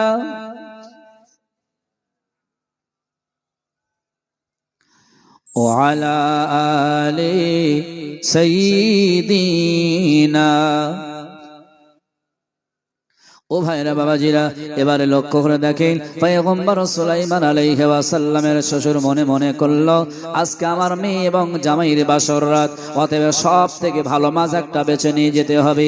কিতাব বলছে ওই মাছের ভিতরে 72 নৌকা মাছের ভিতরে মাছ বাছা শুরু করলেন। বাঁচতে বাঁচতে বাঁচতে বাঁচতে একটা সুন্দর লাবণ্যময় চেহারা, এত সুন্দর মাছ, অত মাছের ভিতরে আরো কোনো মাছ হচ্ছে না। তিনি মাছটা বেছে নিয়ে কাছে রাখলেন, সব মাছ বিক্রি হয়ে গেল। সন্ধ্যা বেলায় কাছাকাছি এসে গেল। পয়গম্বর সুলাইমান আর তার শ্বশুর ধীর গতিতে বাড়িতে পৌঁছে গেল। বিবিকে ডেকে বললেন, বিবি রে, হে আমার বিবি রে, তুমি শুনে রেখে দাও, আজকে আমার মেয়ে এবং জামাইয়ের বাসর রাত রয়েছে, ভালো মন্দ খাবার একটা ব্যাপার রয়েছে। আমি জেলে মাছ ধরতে গিয়েছিলাম, একবার মাছ ধরতে এতদিন গিয়েছি, কিন্তু কোনোদিন 1 নৌকা, কোনোদিন 1.5 নৌকা, অল্প মাছ হয়, সংসারে ঠিক মতন চলে না। বিবি রে, আজকে নতুন জামাইকে নিয়ে গেলাম, কিন্তু এত মাছ পড়েছে, তুমি শুনলে অবাক হবে। জেলে বললেন, বিবি রে, শুনে রেখে দাও, আমার নৌকায় আজকে 70 থেকে 72 নৌকা মাছ পড়েছে। বিবি তখন ডেকে বললেন, প্রাণের স্বামী, আমার মনে হয় আমাদের জামাইটা বড় ভাগ্যবান, বড় ভালো জামাই, আদর্শবান জামাই, এর বরকতপূর্ণ জামাই। এই জামাই যদি আরো আগে হতো, আর যদি প্রত্যেক দিন যেত, এত মাছ পাওয়া যেত। মেয়েরা সাধারণত লোভী হয়, ঠিক না বেঠিক? রাগ করবেন না।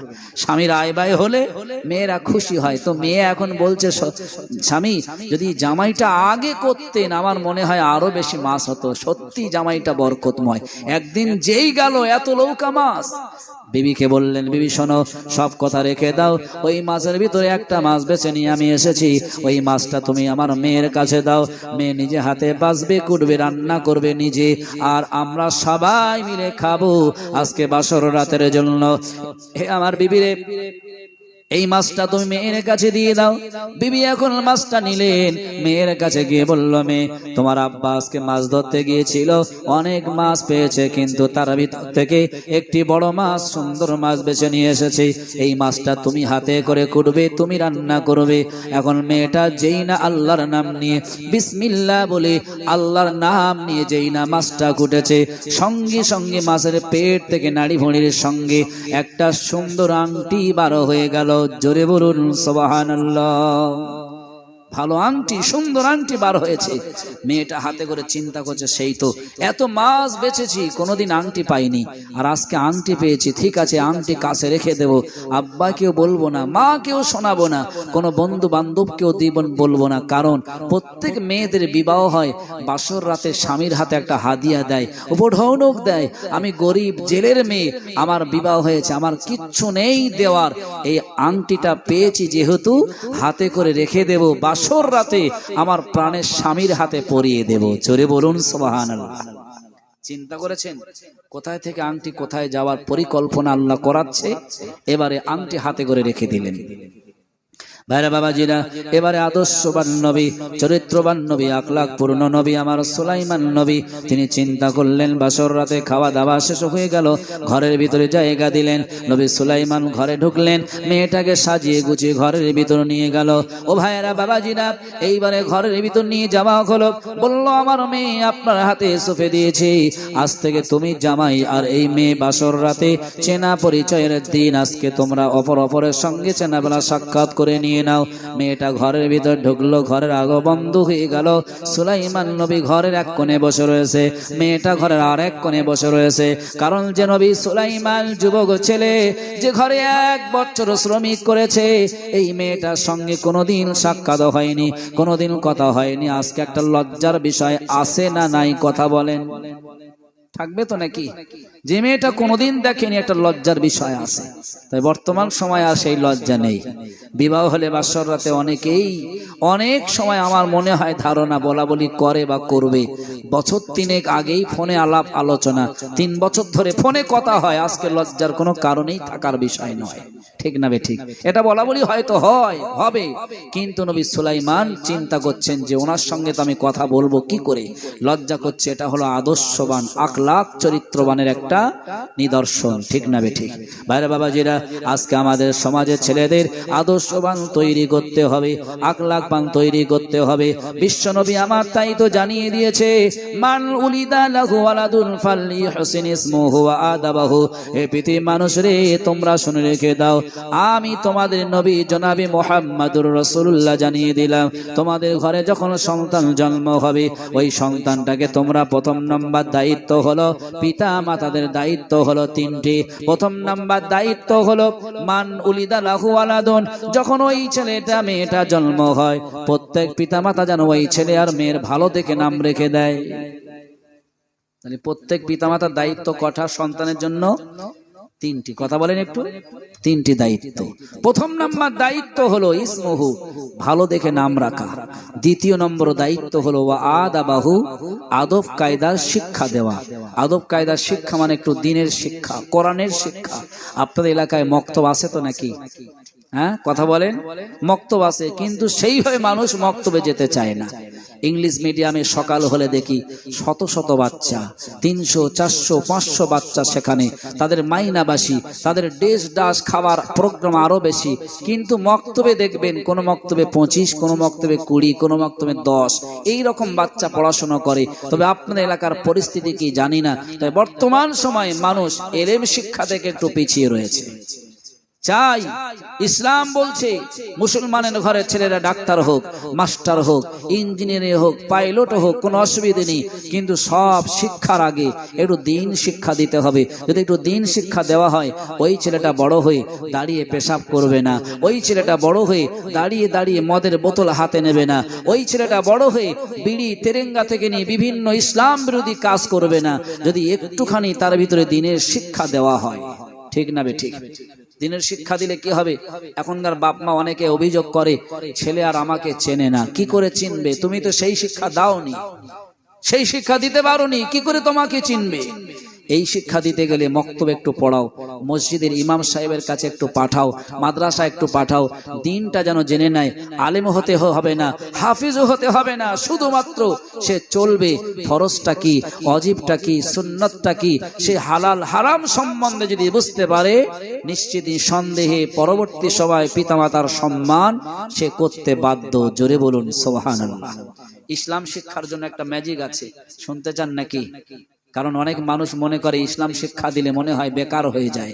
ইসলাম শিক্ষা দিলে দুই দিকে লাভ হয়, একটা দুনিয়ায় আর একটা পরকালে। দুনিয়ায় লাভটা কি, পরকালে লাভটা কি, ছোট্ট একটা ইতিহাস একটুখানি শুনিয়ে দেই, না শুনলে বুঝতে পারবেন না। একটা গল্প আকারে বলতে হয়। ধরে নেন একটা বাড়ি, একটা স্বামী আর স্ত্রী, বয়স হয়ে গেছে। মানুষের বয়স হয়ে গেলে বলে বুড়ো, ঠিক না বে ঠিক? আর মেয়ে ছেলের বয়স হয়ে গেলে বলে বুড়ি। এখন এই বুড়ো আর বুড়ি, এদের তিনটে ছেলে। এখন রাতের বেলা বুড়ো বলছে, বুড়ি দেখো আমাদের তো তিনটি ছেলে, একটু ভাগ করে নেওয়া হোক। বুড়ি বলছে, ঠিক আছে ভাগ করো, তুমি দুটো ছেলের নাও, আমার ছোট ছেলেটার দাও। এখন বুড়ি কাজকাম তো করে না, নিজের সময় সম্পত্তিও নেই, যা আছে সব বুড়োর কাছে। বুড়ো দুটো ছেলেটাকে নিল, সকাল হলো, আস্তে আস্তে হাত ধরে এলাকার সব থেকে দামি স্কুল সেখানে ভর্তি করেছে। আর জনম দুঃখিনী মা তার ছোট্ট ছেলে কি করবে, পয়সা নেই, তো এলাকার মক্তবে গিয়ে ভর্তি করে দিয়ে বলছে, হুজুর আমার ছেলেটাকে একটু আদব কায়দার ইসলামী শিক্ষা একটু দিয়ে দিও। এদিকে শিখছে ইসলামিক শিক্ষা, আর ওরা দুজনাই ইংলিশ মিডিয়াম শেষ করে হাই স্কুল শেষ করলো, কলেজ শেষ করে দুজন চাকরি পেয়ে গেল। আর এই ছোট ছেলেটা হাফেজ শেষ করে দহর দিয়ে মাওলানায় ভর্তি হলো, মিশকাত পর্যন্ত চলছে, একটা বছর গেলে বুখারি পড়বে। কিন্তু এর মধ্যে বুড়ি একদিন বুড়োকে ডেকে বলছে, বুড়ো আমি একটা ম্যাজিক শিখেছি, তুমি কি দেখবে? বুড়ো বলছে, তুই আর কোথায় থেকে কেমন ম্যাজিক দেখালি? কই কেমন দেখি? বুড়ি বলছে, যদি দেখতে চাও তাহলে ঘরের মাঝখানে আমাদের উঠোন আছে, ওধারে রান্নাঘর, এধারে ঘর, আমি থাকবো রান্নাঘরে, তুমি থাকবে ঘরে। আমি যখন বলবো ম্যাজিক শুরু, তখন তুমি দরজা খুলে বা চোখ খুলে দেখতে পারো। এখন বুড়ো ঘরের ভিতরে, মাঝখানে উঠোন, বুড়ি রান্নাঘরে চলে গেছে। বুড়ি বলল, বুড়ো ম্যাজিক শুরু হয়ে গেছে, তুমি দেখো। বুড়ো দরজা খুলে দেখছে, বুড়ি চুলোর ভিতরে মাথা ঘুষে দিয়ে দিয়েছে। আছে এলাকায় চুলো তো নাকি? এখন মাথা যখন ঘুষে দিল, কেউ কি আর ওই বুড়িকে না তুলে থাকতে পারে? বুড়ো দৌড়ে গিয়ে বুড়িকে পাঁজা করে ধরে উপরে তুললেন। যেই উপরে তুলেছে, বুড়ি চিল্লে বলছেন, পাড়া প্রতিবেশী কে কোথায় আছো, ছুটে এসো, এই বুড়ো আমাকে চুলোর ভিতরে মাথা ঘুষে দিয়ে মেরে ফেলছিল। বুড়ো চিন্তা করছে, সেই তো মেয়ে ছেলে, তালকে তিল করতে এক মুহূর্ত সময় লাগে না, অতএব আমাকে এক্ষুনি লুকোতে হবে, যদি না লুকাই পিঠের চামড়া থাকবে না। তো একটা গোলা আছে, ধানের গোলা, একটা দরজা হয়, উনি তাড়াতাড়ি গিয়ে গলার ভিতরে ঢুকেছে। কিছুক্ষণ পরে পাড়া প্রতিবেশী মানুষ ছুটে এলো। বুড়ি কাঁদতে কাঁদতে চোখে মুখে ছাই, বলছে আমার বুড়ো আমাকে মেরে ফেলছিল। সবাই বলছে সর্বনাশ, ও কি বুড়ো। কিছুক্ষণ পরে বড় ছেলে চাকরি করে ঘরে ঢুকেছে, এসে বলছে মা তুমি কাঁদছো কেন? মা বলছে বেটা শোনো, তোমার আব্বাজান আমাকে চুলোর ভিতরে মাথা ঘুষে দিয়ে মেরে ফেলছিল। বড় ছেলে বলছে, বলে মা বাজার এখানে থাক, আগে বাড়ির শাবলটা কোথায়? বড় শাবল আছে তো নাকি? শাবল হাতে করে নিয়ে খুঁজতেছে। কিছুক্ষণ পরে মেজে ছেলে বাড়ি এলো, বলছে মা তুমি কাঁদো কেন? বলছে বেটা কাঁদি এজন্যই, তোর আব্বা আজকে আমার এই চুলোয় মাথা ঘুষে মেরে ফেলছিল। কিছুক্ষণ পরে এলি হয়তো আমার জীবিত মুখ দেখতিস না। মেজে ছেলে বাজার রেখে দিয়ে বলছে মা বাড়ির বড় মুগুর কোথায়? মুগুর। দুজনা মুগুর আর শাবল নিয়ে খুঁজতেছে। কিছুক্ষণ পরে ছোট ছেলে মাথায় টুপি, মুখে দাড়ি, পাঞ্জাবি, যে ইসলাম শিক্ষা করেছে, দ্বীন শিক্ষা করেছে, ওই ছেলেটা টুকটুক করে মাদ্রাসা থেকে বাড়িতে এলো। এসে বলছে মা তুমি কাঁদছো কেন? বলছে বেটা তোর আব্বা আজকে আমার এই চুলোর ভিতরে মাথা ঘুষে দিয়ে মেরে ফেলছিল। আগের দুটো ছেলে শুনে মুগুর নিল, শাবল নিল। ছোট ছেলে বলছে মা আমি কোরআনে পড়েছি হুন্না লিবাসুল্লাকুম ওয়া আনতুম লিবাসুল্লাহুন্না, স্বামী হলো স্ত্রী গায়ের পোশাক, স্ত্রী হলো স্বামীর গায়ের পোশাক।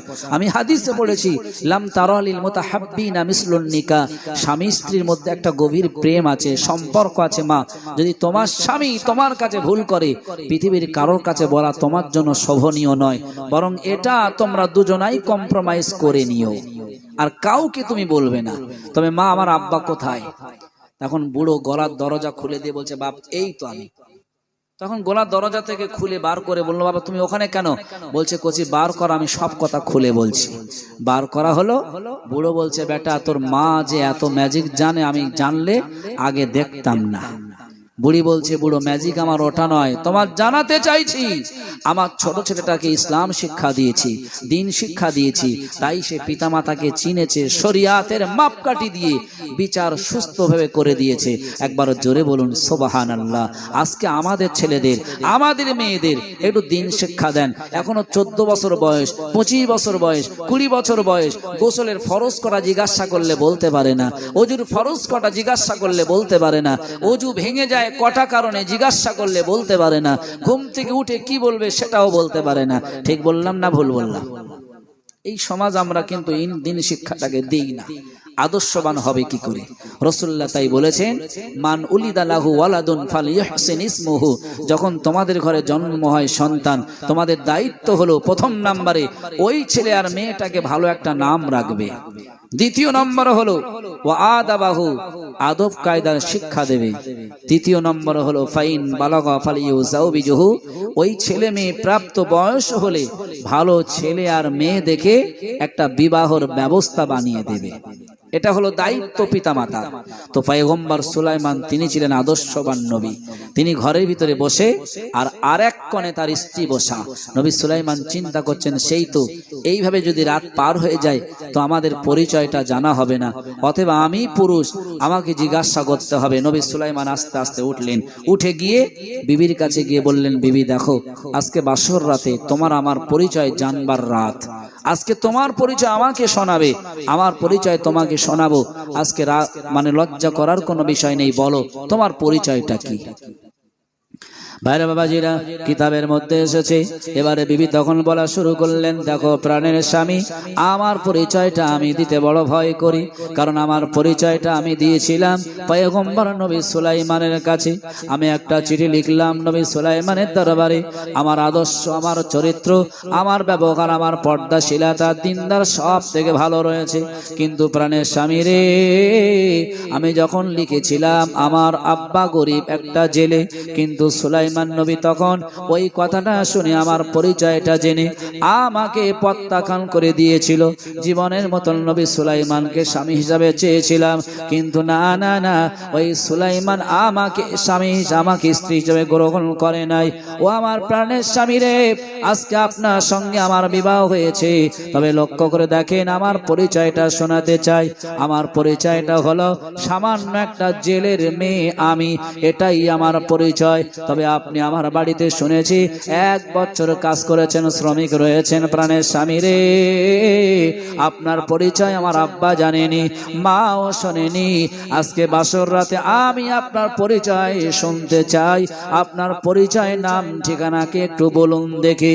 পয়গম্বর সুলাইমান এবারও চিন্তা করলো যে রাজ দরবারে ঢুকেছিলাম, আমি বলেছিলাম পরিচয়টা আমার আব্বার নাম দাউদ, আমার নাম সুলাইমান, তাই তো অত মারা তারা মানলো। আর আজকে বাসর রাতে যদি আমি পরিচয়টা শুনিয়ে দেই, আমার বিবি মনে হয় আমাকে ধরে মারতে পারে। কারণ নবী সুলাইমান নকল সবাই তো সব জায়গায় জেনে গেছে, কিন্তু আমি যে আসল সুলাইমান কেউ জানে না। তো এখন ধরে মারতে পারে, পরিচয়টা দেব কি করে? বাইরে বাবাজিরা, কিতাবে বলা হয়েছে পয়গম্বর সুলাইমান আলাইহি ওয়াসাল্লাম বললেন, বিবি আমার পরিচয় তোমাকে দেব, আমার পরিচয় তোমাকে শোনাবো, তবে একটা কথা বলতে চাই, তুমি সত্য কথা বলবে। আমার বিবাহের আগে তুমি কি কোনো ছেলেকে তোমার জীবনে চেয়েছিলে? তুমি সেই ছেলেকে তোমার জীবনে চেয়েছিলে কিনা বলো। ও ভাইরা বাবাজিরা, ওই সময় নবী পয়গম্বরের স্ত্রী বললেন, হ্যাঁ হ্যাঁ প্রাণের স্বামী রে, আপনার সঙ্গে বিবাহর আগে আমি আরেকজন ছেলেকে বিবাহের জন্য চেয়েছিলাম স্বামী হিসাবে। তিনি অন্য কেউ নয়, তিনি অন্য কোন জন নয়, তিনি হলেন জামানার নবী পয়গম্বর সুলাইমান আলাইহি ওয়াসাল্লাম। জোরে বলুন সুবহানাল্লাহ। কিন্তু ভাগ্যের কি পরিহাস, আমার আব্বা জেলে গরিব বলে ওই সুলাইমান নবী রাজ দরবারের মালিক, সিংহাসনের মালিক, আমার আশাটাকে প্রত্যাখ্যান করে দিয়েছে।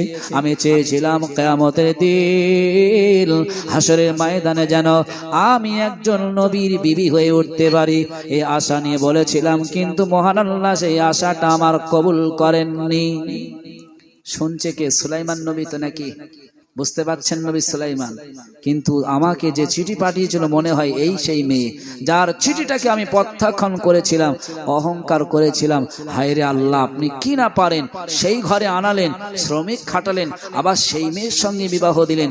আল্লাহ বললেন, নবী সুলাইমান, হ্যাঁ এটা আমি আল্লাহ পারি। অতএব অহংকার যারা পৃথিবীতে করে নিশ্চয়ই নিঃসন্দেহে লাভবান তারা হবে না, সম্ভব নয়। তাহলে অহংকার আজকে করা যাবে বলে মনে হয়? অহংকার করা যাবে না।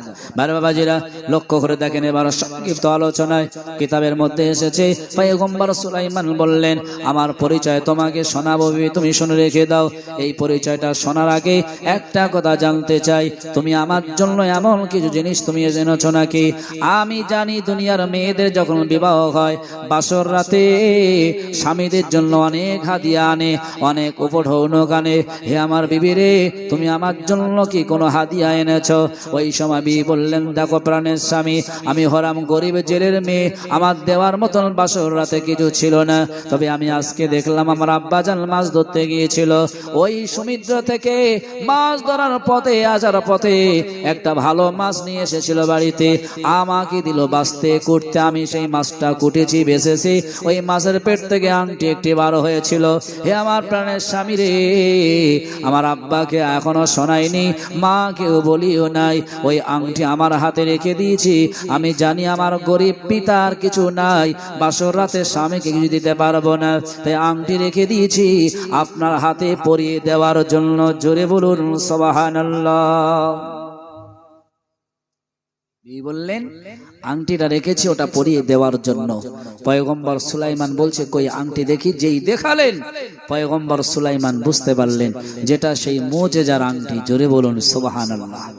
যদি আংটি নবী সুলাইমান ফেরত পান, আবার গোটা রাজ্য ফেরত পাবে, সিংহাসন ফেরত পাবে, সম্মান আবার ফেরত পাবে। তো নবী সুলাইমান বলছে, দেখো বিবি, তুমি যে স্বামীকে পেয়েছিলে, নবী হিসাবে চাইছিলে, সেই নবী তোমাকে গ্রহণ করেননি।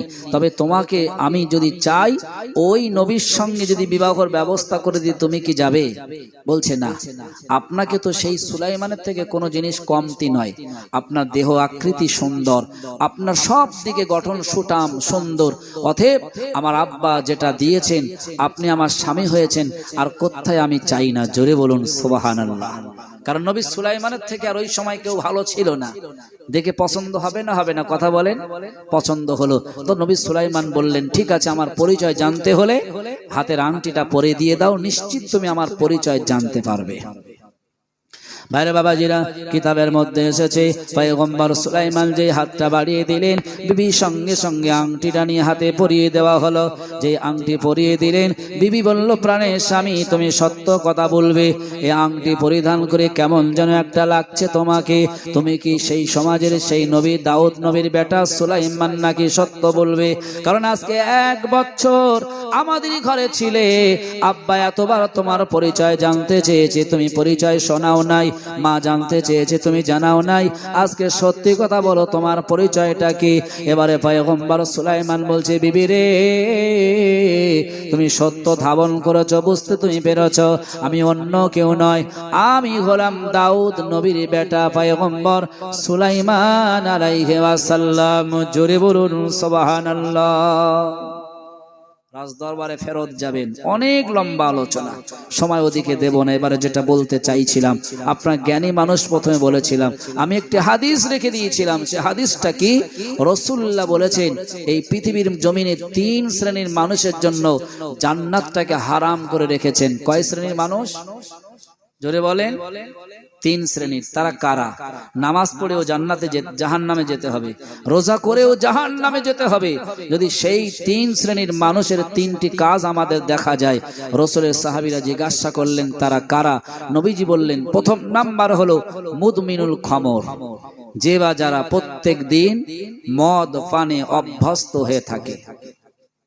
দ্বিতীয় নম্বর হলো ওয়াল আক্কি, যারা পিতামাতার অবাধ্য সন্তান হবে। তৃতীয় নম্বর হবে ওয়াদায়ুস, যারা দায়ুস হবে কিয়ামতের দিনে কদ হারামাল্লাহু লাহুল জান্নাহ, তাদের জন্য হারাম করা হবে জান্নাত। এই দায়ুস যদি হয়ে যান, এখন আপনারা সবাই জানেন কি জানি না, দায়ুস কাকে বলে জানেন? কথা বলেন, কাকে বলে?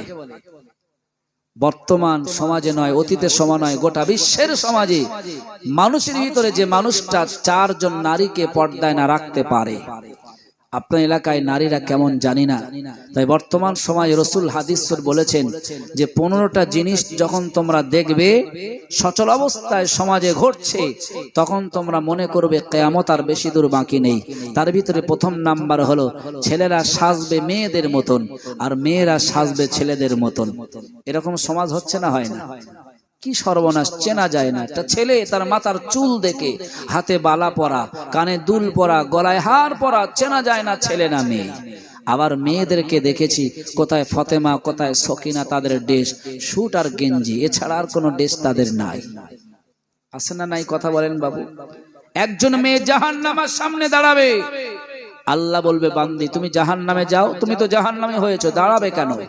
ওই সময় বান্দিটি বলবে, আল্লাহ আমার আব্বা ছিল পৃথিবীতে, ওই আব্বাকে একটু ডেকে দাও, তাকে দাবিয়ে দাবিয়ে আমি জাহান্নামে যাব। আল্লাহ বলবে, কেন? পিতাকে দাবাবে। ওই সময় বান্দি বলবে, আল্লাহ আপনার নবীর কাছ থেকে শুনেছি পিতামাতার দায়িত্ব ছিল, আমার সেই দায়িত্ব পিতা গ্রহণ করেনি, বরং ঈদের দিনে আমি আমার পিতাকে বলেছিলাম একটা জামা এনে দিতে, আমার পিতা বাজার থেকে এমন জামা এনে দিয়েছিল, বর্তমান সমাজে যে জামাটা সব থেকে অলঙ্গ পরিহার করে চলছিল, সেই জামা এনে দিয়েছিল, আমি পরেছিলাম, আমার দেহের অঙ্গ প্রত্যঙ্গ কেমন সব দেখা গিয়েছিল, অতএব তার কারণে আজকে জাহান্নামী হয়েছি। ওগো আল্লাহ আমার আব্বাকে ডেকে দাও, তাকে দাবিয়ে দাবিয়ে জাহান্নামে যাব। ভাইরা বাবাজিরা, এবারে মহান আল্লাহ রব্বুল আলামিন তার পিতাকে ডেকে দেবেন, এবার দিয়ে বলবেন, বান্দি জাহান্নামে চলে যাও। বান্দি বলবে, আল্লাহ না না না, আমার স্বামী দুনিয়ায় ছিল, স্বামীকে ডেকে দিয়ে দাও। আল্লাহ বলবে, কেন রে? ওই সময় বান্দি বলবে, আল্লাহ আমার স্বামী বিবাহের পরেতে আমাকে নিয়ে তার চলন ফেরনে, তার জীবনে অনেক পর্দার কথা আমাকে শোনায়নি, পর্দার মধ্যে আমাকে রাখতে পারেনি। আজকে সমাজে জানি না আপনাদের এলাকায় বিবাহ হলে কেমন হয়। আমরা দেখেছি এখন বিবাহ হলে স্ত্রীকে বাড়িতে আনলে স্বামী করে কি, স্বামীর বাড়িতে একটা সোফা ভাড়া করে নিয়ে আসে, ওই সোফার একদিকে স্বামী একদিকে স্ত্রী, দুজনকে বসিয়ে দিয়ে এলাকার মানুষদের সুযোগ দিয়ে দেয়, দেখো আমার বিবিকে বিবাহ করে এনেছি, কেমন বউ তোমরা দেখে যাও। এরকম হয়তো নাকি? এখন কি সমাজ চলছে। এই স্ত্রী সেদিন বলবে আল্লাহ আমার স্বামীর দায়িত্ব ছিল আমার প্রতি পর্দা করা, কিন্তু এটা আমার স্বামী করেনি, আমার স্বামীকে ডেকে দাও, তার কারণে জাহান্নামী হয়েছি, আর তাকে দাবিয়ে দাবিয়ে জাহান্নামে যাব।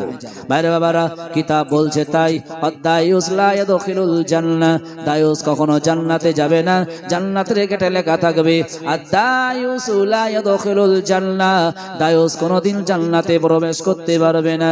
তার দ্বিতীয় নম্বর স্বামীকে ডেকে দেওয়া হবে, তৃতীয় নম্বর তার ছেলেকে, চতুর্থ নম্বর তার ভাইকে। এই চারজন পুরুষকে একটা নারী দাবিয়ে দাবিয়ে জাহান্নামে যাবে। ও ভাইয়েরা, বাবাজিরা, সমাজের কথা বললে অনেকেই কষ্টবোধ হয়, আমি অনুরোধ রেখে বলবো কষ্ট নেবেন না। আজকে সমাজে যেখান যা অসুবিধা যদি না বলা হয়, আলেমদের ধরা পড়তে হবে। আজকে লক্ষ্য করে দেখেন, অনেক ছেলেরা স্ত্রীকে ভালোবাসেন, বিবিকে অত্যন্ত ভালোবাসেন, যা কাজ কাম করে রোজগার করে সব পয়সা নিয়ে সন্ধ্যাবেলা এসে বিবির হাতে তুলে দেয়। এই রকম ছেলে আছে না নাই? জানে বিবিকে যদি সন্তুষ্ট থাকে, বিবি ভালো থাকে, যাতে আমাদের এলাকায় লেদার কমপ্লেক্স আছে, আপনারা শুনেছেন কিনা জানি না, কাজ কাম হয়, শনিবারে পেমেন্ট পায়, টাকা পয়সা যা পায় সন্ধ্যাবেলা এসে বিবির হাতে তুলে দেয়, রবিবারে সকালবেলা একটা বিড়ি খাবে, সেই পয়সা কাছে রাখে না, এত বিবিকে ভালোবাসে। আর বিবিরা করে কি জানেন? এলাকায় ব্যাপারী ঢোকে, মামাতো ভাইও না, খালাতো ভাইও না, তার কোনো রক্তের সম্পর্কীয় তো না। এখন মেয়েরা সেই ব্যাপারীর কাছে গিয়ে গোল হয়ে দাঁড়িয়ে মালামাত্তা কেনা শুরু করে দেয়। সমাজ এটা আছে না নাই? কথা বলেন, রাগ করবেন না। মসজিদে গিয়ে শুধু নামাজ পড়লে আর বেপর্দায় বিবি বাচ্চা ঘুরবে, মেয়েরা ঘুরবে, বৌমা ঘুরবে, এটা কোনোদিন সম্ভব নয়। ভাইরা বাবাজিরা, তাই বিশ্ব নবী আমার 1400 বছর আগে বলেছে, এই যে তানিবুস সাবাল মুবিকাত, তোমরা 7টা ধ্বংসকারী বস্তু থেকে বেঁচে থাকবে। সাহাবীরা বললেন আমা হুন্না, ওগো আল্লাহ নবী, আল্লাহর হাবিব, সেই 7টা ধ্বংসকারী বস্তু কি কি আপনি শুনিয়ে দেন। আমার আপনার নবী প্রথম নম্বরে বললেন সাহাবীরা, তার ভিতরে প্রথম নাম্বার হলো আশরিকু বিল্লাহ, আল্লাহর সঙ্গে তোমরা শিরক করতে পারবে না। কোরআনের 27 পারার 2য় সাফায়ে প্রথম লাইনে মহান আল্লাহ বললেন, ওয়ালা তাজআলু মা'আল্লাহি ইলাহান আখার, হে পৃথিবীর বান্দা তোমরা শুনে রেখে দাও, আমি আল্লাহ ছাড়া তোমরা কারোর কাছে ইবাদত বান্দি করবে না, চাইবে না। আমি আল্লাহ তোমাদের মালিক, আমার কাছে যা চাইবার তাই চাও। একবার জোরে জোরে বলুন সুবহানাল্লাহ। ও ভাইরা বাবাজিরা, সাহাবীরা বললেন, নবী গো, 2য় নাম্বার কি, যেটা করলে আমাদের আমলনামা সব বরবাদ হয়ে যাবে? নবী আমার বললেন, সাহাবীরা, 2য় নম্বর হলো ওয়াসিহরু, তোমরা জাদু করবে না। 3য় নম্বর হলো ওয়াকাতলুন নাফসুল্লাতী হারামাল্লাহু ইল্লা বিল হক, অন্যায় ভাবে কখনো কাউকে হত্যা করবে না। বর্তমানে হত্যা হয় না, না হয় না? হচ্ছে তো নাকি? রাসূলুল্লাহ বলেছেন, কাবা শরীফ কেউ যদি ভেঙে দিয়ে আসে, যতটা গুনাহ না হবে, পাপ না হবে, আল্লাহর কোন নিষ্পাপ বান্দাকে যদি অন্যায় ভাবে হত্যা করে, তার থেকেও বেশি পাপ হবে। কিন্তু কিছু কিছু মানুষ বর্তমানে দেখছি মাদ্রাসা বানাচ্ছে, মসজিদ বানাচ্ছে, বড় বড় টাকা পয়সা দিয়ে বড় বড় সমাজে কাজ করছে। এই মানুষটার আগের জীবনের ইতিহাস দেখলে কত মানুষকে কত রকম ভাবে কষ্ট দিয়েছে।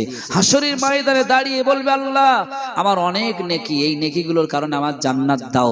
আল্লাহ বলবে, ঠিক আছে তুমি দাঁড়াও, তোমার প্রতিবেশী, তোমার ব্যক্তিত্বের ভিতরে কেউ তোমার প্রতি দুঃখ আশা আছে কি দেখি। আল্লাহ হাসর ময়দানে বলবে, এই বান্দাকে তোমরা চেনো? অনেকে বলবে হ্যাঁ।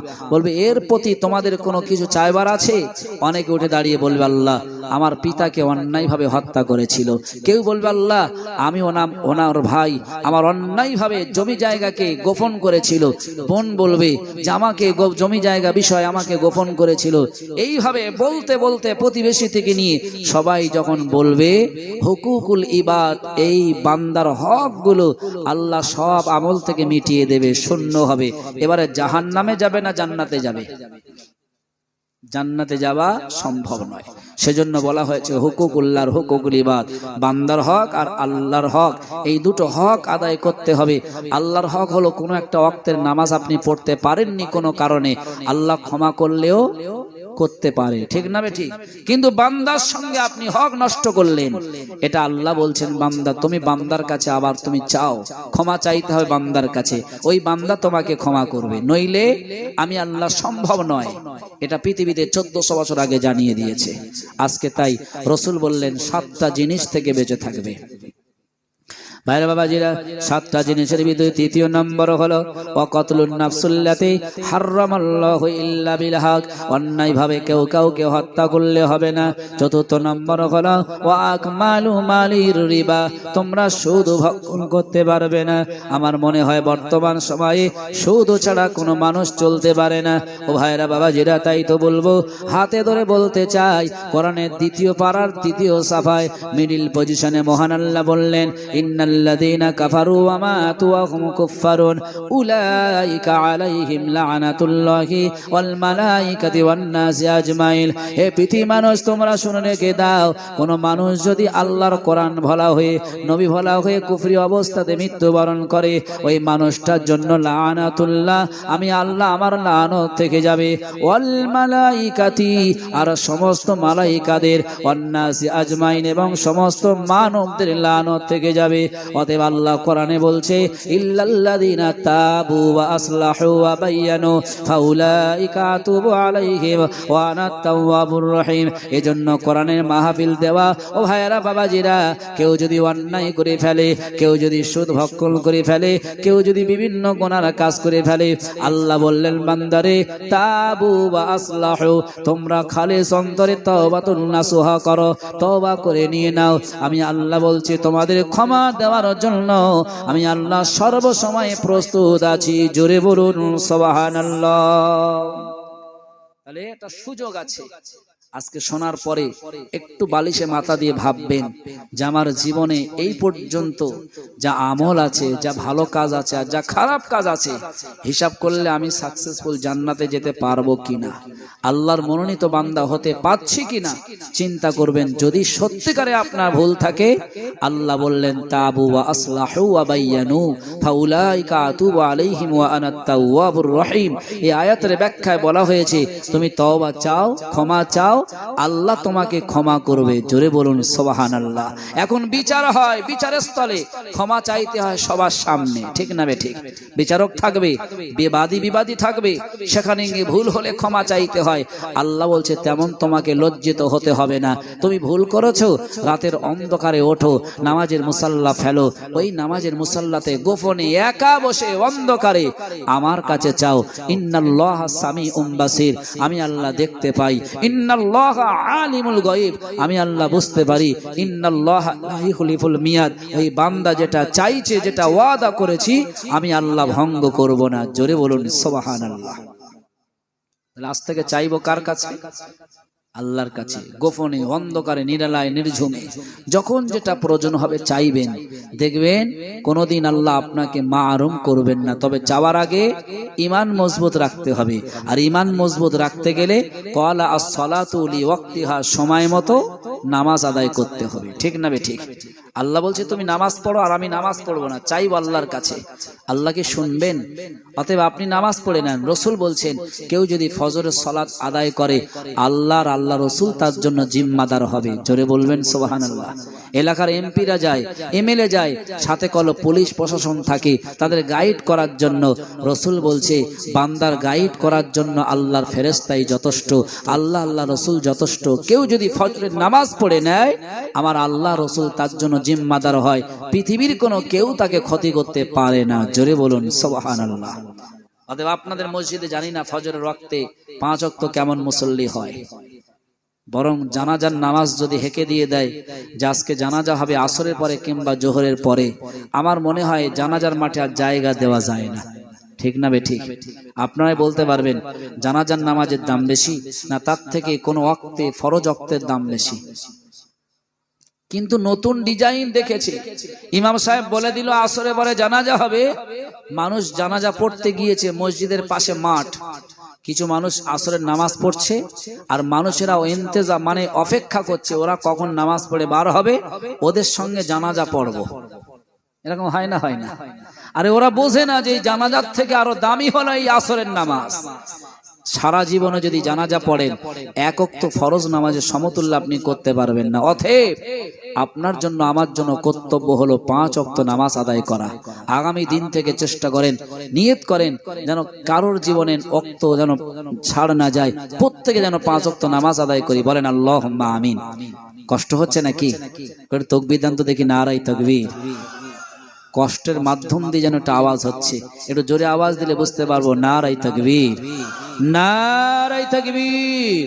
মুহাব্বতে দরুদ। আল্লাহুম্মা সাল্লি আলা সাইয়্যিদিনা মাওলানা মুহাম্মদ ওয়া আলা আলি সাইয়্যিদিনা। এলেন সবার শেষে হে প্রিয় রসুল, আমিনার ভাঙা ঘরে তুমি ফোটা ফুল। এলেন সবার পরে হে প্রিয় রসুল, আমিনার ভাঙা ঘরে তুমি ফোটা ফুল। আসিল হালিমা সবারই পরে, আসিল হালিমা সবারই পরে, অবশেষে নিয়ে গেল তারা আপন ঘরে। তুমি যে সবার আশা পরকালের কুল, তুমি যে সবার আশা পরকালের কুল। আমিনার ছোট্ট ঘরে তুমি ফোটা ফুল, আমিনার ভাঙা ঘরে তুমি ফোটা ফুল।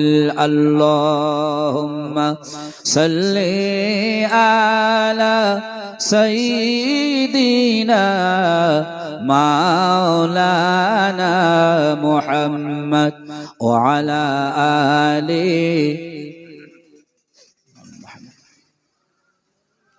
ও ভাইরা বাবাজিরা, বিশ্বনবী এবারে বসে আছেন। সাহাবীরা বললেন, ইয়া রাসূলুল্লাহ ওয়া মা হুন্না, তারপরে কি? 7টা ধ্বংসকারীর মধ্যে 4th নম্বরে আপনি বললেন ওয়া আকমালু মালির রিবা, তারপরে আপনি কি শুনিয়ে দেন। আমার আপনার নবী, সোনার নবী বিশ্বনবী মুহাম্মদুর রাসূলুল্লাহ বললেন, সাহাবীরা 5ম নম্বর হলো ওয়া আকমালু মালিল ইয়াতীম, এতিমের মালগুলো তোমরা যেন ধ্বংস করো না।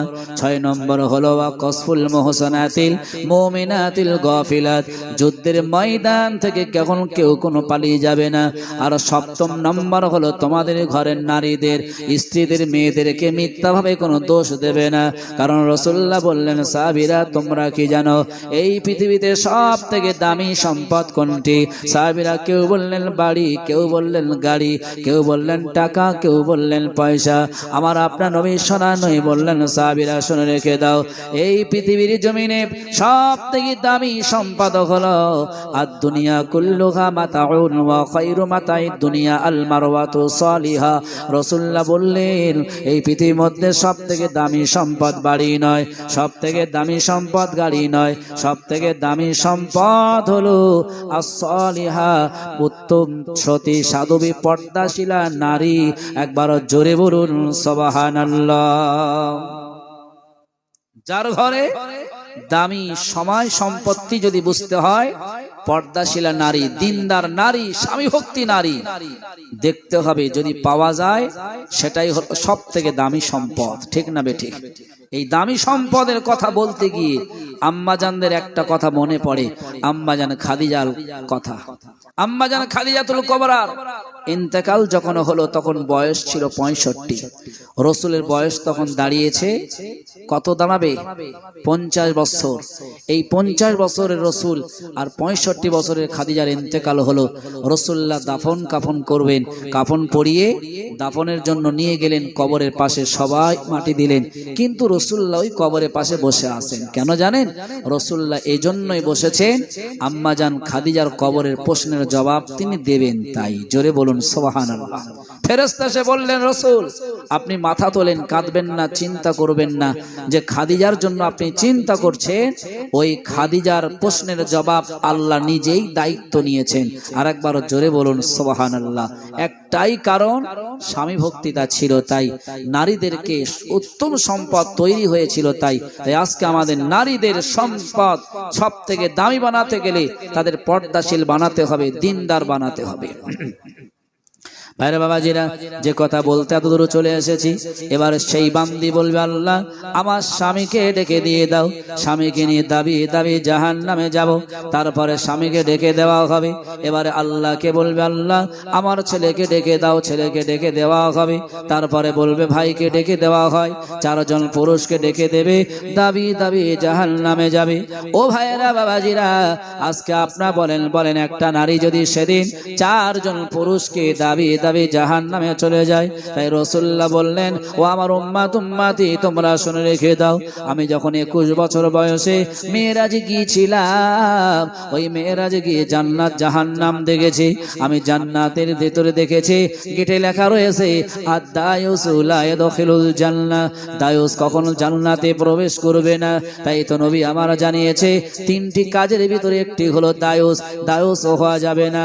ও ভাইয়েরা বাবাজিরা, আমাদের মায়েদের পর্দার মধ্যে রাখতে হবে, মেয়েদেরকে পর্দাশীল বানাতে হবে। তবে কিছু কিছু মেয়েরা আছে, কিছু কিছু স্ত্রী রয়েছে স্বামীদেরকে আজও পর্যন্ত কোনো দাম দিতে চায় না। যদি বলে ডান দিকে যাও, বলবে না বাঁ দিকটাই ভালো। ডান দিকে যাওয়া সম্ভব নয়, বাঁ দিকেই যাব। তবে আপনার এলাকার মেয়েরা মনে হয় ভালো। ভাইরা বাবাজিরা, পর্দার কথা বলতে গিয়ে মনে পড়েছে আম্মা জান ফাতেমার কথা। ফাতেমা ছিলেন গরিব অসহায়, হযরতে আলীর তিনি বিবি ছিলেন। আলী এতটাই গরিব ছিলেন, ঘরের কোনো পর্দা লাগানোর জন্য লোহার কোনো গেট তিনি বানাতে পারল না। একদিন রাসূলুল্লাহ চিন্তা করলেন আমার মেয়ের বাড়ি বেড়াতে যাব, ফাতেমার অবস্থা দেখতে যাব। বিশ্বনবী আমার ঘর থেকে বার হলেন ফাতেমা ছোট্ট মেয়ে দেখার জন্য। ও ভাইরা বাবাজিরা, রাসূলুল্লাহ ঘরের সামনে চলে গেলেন, ফাতেমার ঘরের সামনে। আজকে আমাদের ঘরের সামনে লোহার গেট রয়েছে, কলিং বেল রয়েছে, সুইচ টিপলে আওয়াজও হবে, দরজা খুলে দেওয়া হয়। কিন্তু ফাতেমার ঘরের সামনে তখন লোহার গেট ছিল না, কোনো জিনজির দেওয়া ছিল না, শুধুমাত্র পর্দা করার জন্য একটা কাপড় দিয়ে লটকে দিয়েছে। আমার আপনার নবী, সোনার নবী, বিশ্বনবী মুহাম্মদুর রাসূলুল্লাহ ওই পর্দার সামনে গিয়ে দাঁড়ালেন, চিন্তা করছেন মেয়েরা সাধারণত একা থাকলে খোলামেলা থাকতে চায়। আমি রাসূলুল্লাহ ফাতেমার আব্বাজান যদি ঘরের ভিতরে তাড়াতাড়ি ঢুকে যায়, ফাতেমা কি অবস্থায় আছে জানি না। না না না, রাসূলুল্লাহ ঘরের সামনে পর্দার কাছে দাঁড়িয়ে রইলেন। কিছুক্ষণ পরে জিবরাইল এসে বললেন নবী গো আপনি দাঁড়িয়ে রয়েছেন কেন কেন কেন? ওই সময় বললেন জিবরাইল আখিরে তুমি শুনে রেখে দাও, আমি ফাতেমার ঘরে এসেছি দেখার জন্য, কিন্তু ফাতেমার ঘরের সামনে পর্দা টাঙানো গেট তৈরি করা আছে। ওই সময়ের জিবরিল আমিন বললেন ওগো রাসূলুল্লাহ আপনি কি জানেন আপনার কন্যা ফাতেমাকে মহান আল্লাহ জান্নাতের রানী বানাবেন, এটা কি আপনি জানেন? রাসূল বললেন হ্যাঁ আমি জানি। ক্বালা নাআম, এটা আমি জানি। জিবরিল আমিন বললেন নবী গো আপনি কি জানেন আপনার কন্যা ফাতেমাকে কিসের জন্য জান্নাতের রানী বানাবেন? রাসূল বললেন ক্বালা লা, এটা তো আমি বলতে পারি না। ওই সময় জিবরিল আমিন বললেন রাসূলুল্লাহ আপনি দেরি না করে আমি পর্দাটা সরিয়ে দিচ্ছি, আপনি দেখে নেন আপনার কন্যা ফাতেমার কাজটা কি। এই কারণে মহান আল্লাহ ফাতেমাকে গোটা নারীদের জন্য সর্দানি বানানো হবে। ও ভাইরা বাবাজিরা, জিবরিল আমিন পর্দা সরিয়ে দিলেন। আমার আপনার নবী সোনা নবী তাকিয়ে তাকিয়ে দেখছেন ফাতেমা তার ছোট্ট কন্যা ঘরের বারান্দায় বসে রয়েছে, পা দুটো দুই দিকে ফাঁকা করে দিয়ে মাঝখানে ফাঁকা রয়েছে, ওই ফাঁকা জায়গায় জাতা বসিয়ে দিল। ও ভাইয়েরা বাবাজিরা, আজকে সমাজে আমরা দেখেছি যে জাতা দিয়ে ডাল পেশাই করা হয়, বিভিন্ন রকম কড়াই পেশাই করা হয়। ওই জাতাটা তখন সময় ছিল রাসূলুল্লাহ তিনি নিজে হাতে করে একটি জাতা ফাতেমাকে দিয়েছিলেন। সেই জাতাটা কাছে রাখলেন এবং হাত দিয়ে ঘোরাচ্ছেন, ডান পায়ের বুড়ি আঙুলে একটি দড়ি বেঁধে দিয়েছে, আর ওই দড়িটা দূরের দোলনার সঙ্গে ফিটিং করে বাঁধা রয়েছে। ডান পা নাড়া দেয়, দোলনা দোলে, ডান হাত দিয়ে জাতাটা ঘোরায়, বাম হাত দিয়ে হোসাইনকে করে করে বুকের দুধ পান করায়, আর মুখ বন্ধ না রেখে আল্লাহর তাসবিহ পাঠ করতে শুরু করেছে। জোরে বলুন সুবহানাল্লাহ। নবীজি দেখছেন একসঙ্গে তার ছোট্ট কন্যা ফাতেমা 4টে কাজ করছে। ডান পা নাড়া দিচ্ছে দোলনা দোলে, এদিকে জাঁতা ঘোরা, এদিকে দুধ পান করা, এদিকে তসবিহ পড়ে আল্লাহর গুণগান গায়। আজকে আপনারা বলুন, আমাদের সমাজে যদি মেয়ের একটু সময় পায় তসবিহ কোরআন পড়ে বলে মনে হয়? সম্ভব নয়। ভাইরে বাবাজিরা, সেই জন্য প্রথমে বলেছিলাম কোরআনটা হলো আমাদের ঠিকানা। জান্নাত দেখানোর একটা বড় রাস্তা রয়েছে কোরআন। এই কোরআন শিক্ষা গ্রহণ করতে হবে, কোরআনের পানে তাকাতে হবে নিশ্চয়ই নিঃসন্দেহে। এই কোরআনের মতো চললে, কোরআন মতে চলতে পারলে আমাদের জীবন স্বাচ্ছন্দ্যময় হয়ে যাবে। অতএব এই কোরআনের মধ্যে তাকান, কোরআনের দিকে তাকান, কোরআন অনুপাতে চলেন। এই কোরআনে মহান আল্লাহ রব্বুল আলামিন একটা নয়, দুইটা নয়, তিনটে নয়, 1000 নয়, 2000 নয়, 6666 আয়াত দিয়েছে। প্রতিটি আয়াত যখন নাজিল হয় এক একটা কারণ নিয়ে, এক একটা বিষয় নিয়ে আলোচনা তিনি মহান আল্লাহ নাজিল করেছে। এই আয়াত, এই কোরআনটা যদি একবার ফলো করে নাও, নিশ্চয় নিঃসন্দেহে কোরআন আমাদের দুনিয়াতে শান্তি এবং পরকালের জান্নাত দেখাবে। জোরে বলুন সুবহানাল্লাহ। একবার কলেমা পড়েন, লা ইলাহা।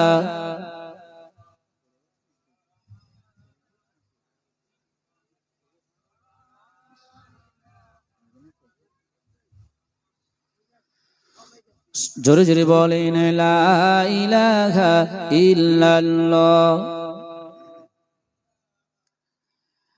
লা ইলাহা ইল্লাল্লাহ। পাহাড় যেমন করে ঝরনা ঝরায়, নদী যেমন করে সাগরকে চায়, তেমনি করে প্রভু চাই তোমাকে। আধার যেমন করে চায় আলোকে, আধার যেমন করে চায় আলোকে।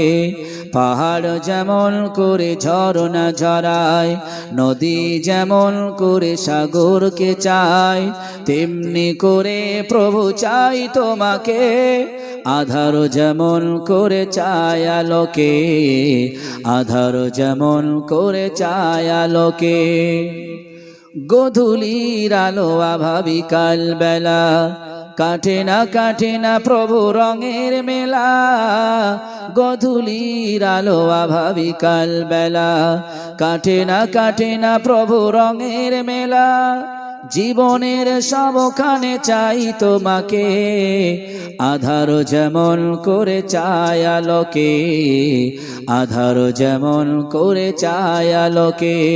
পাহাড় যেমন করে ঝরনা ঝরায়, নদী যেমন করে সাগরকে চায়, তেমনি করে প্রভু চাই তোমাকে। আধার যেমন করে চায় আলোকে, আধার যেমন করে চায় আলোকে। লা ইলাহা ইল্লাল্লাহ, লা ইলাহা ইল্লাল্লাহ, লা ইলাহা ইল্লাল্লাহ।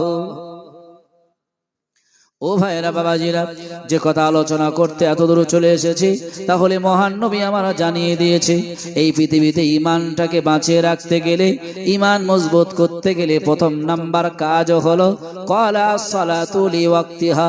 কোরআনের মধ্যে 6 পারায় মহান আল্লাহ বলেছে, ইন্নাস সালাতা কানাত আলাল মুমিনিনা কিতাবাম মাওকুতা।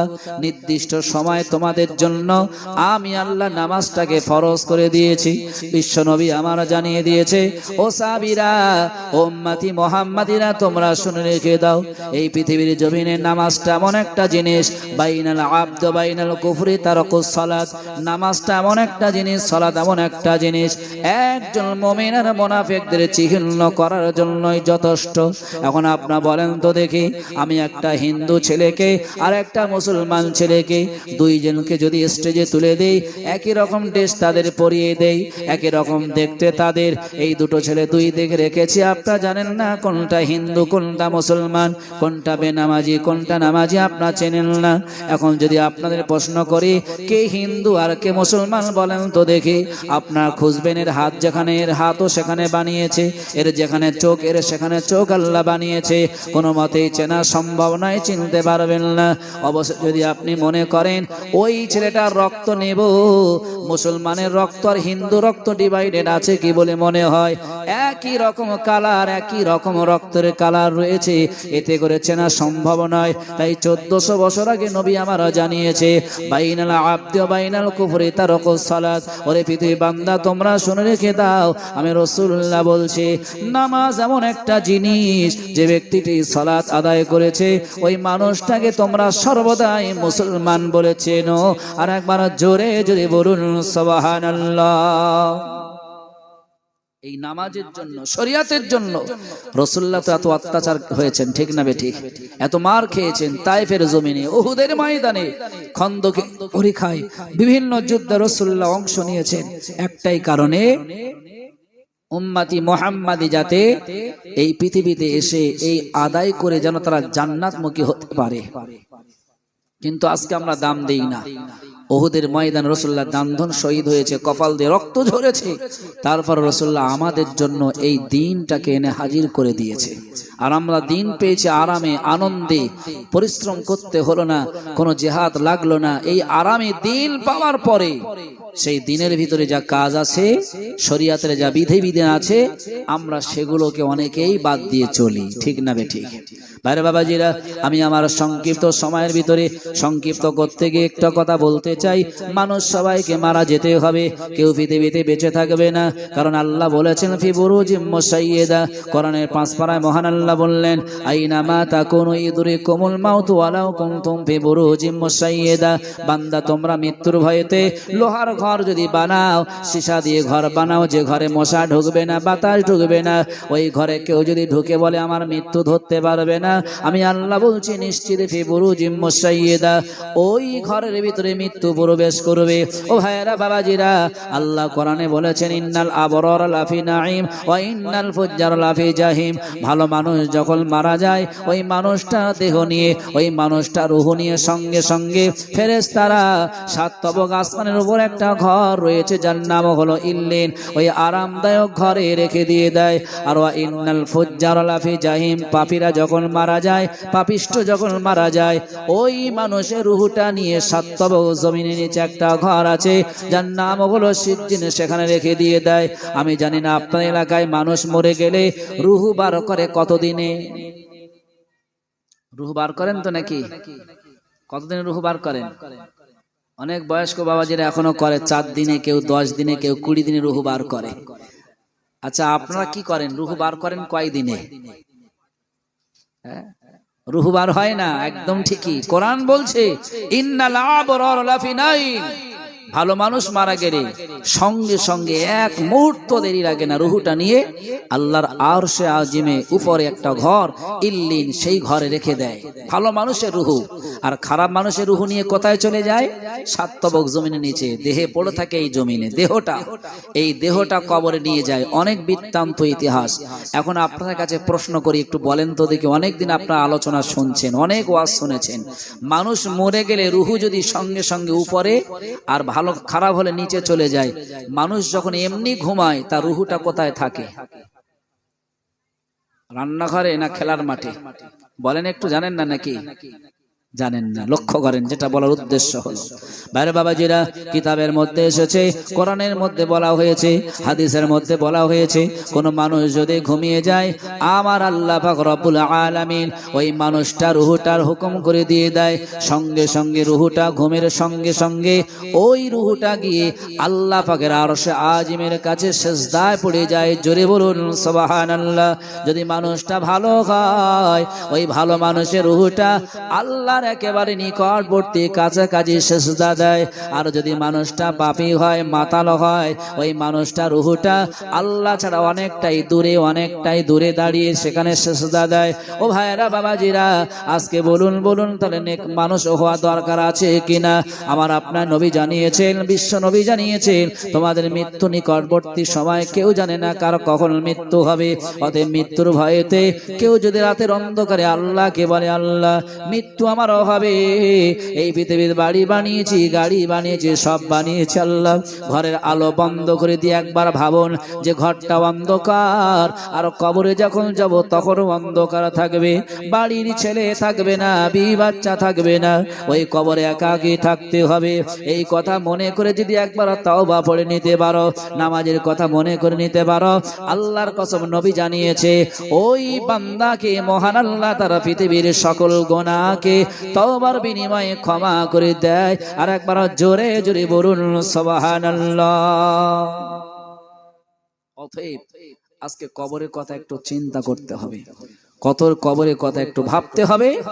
কবরের কথা ভেবে আমাদের এই পৃথিবীতে নেক কাজ করার দরকার আছে, ঠিক না বেঠিক? ঠিক তো নাকি? আমার আলোচনার সময় একেবারে ইতিবিক্ষিপ্ত করব, সময় দেখতে দেখতে একেবারেই কম। আমার যে সময় ছিল 10টা বেজে গিয়েছে, আমি এবার বেরিয়ে যাব।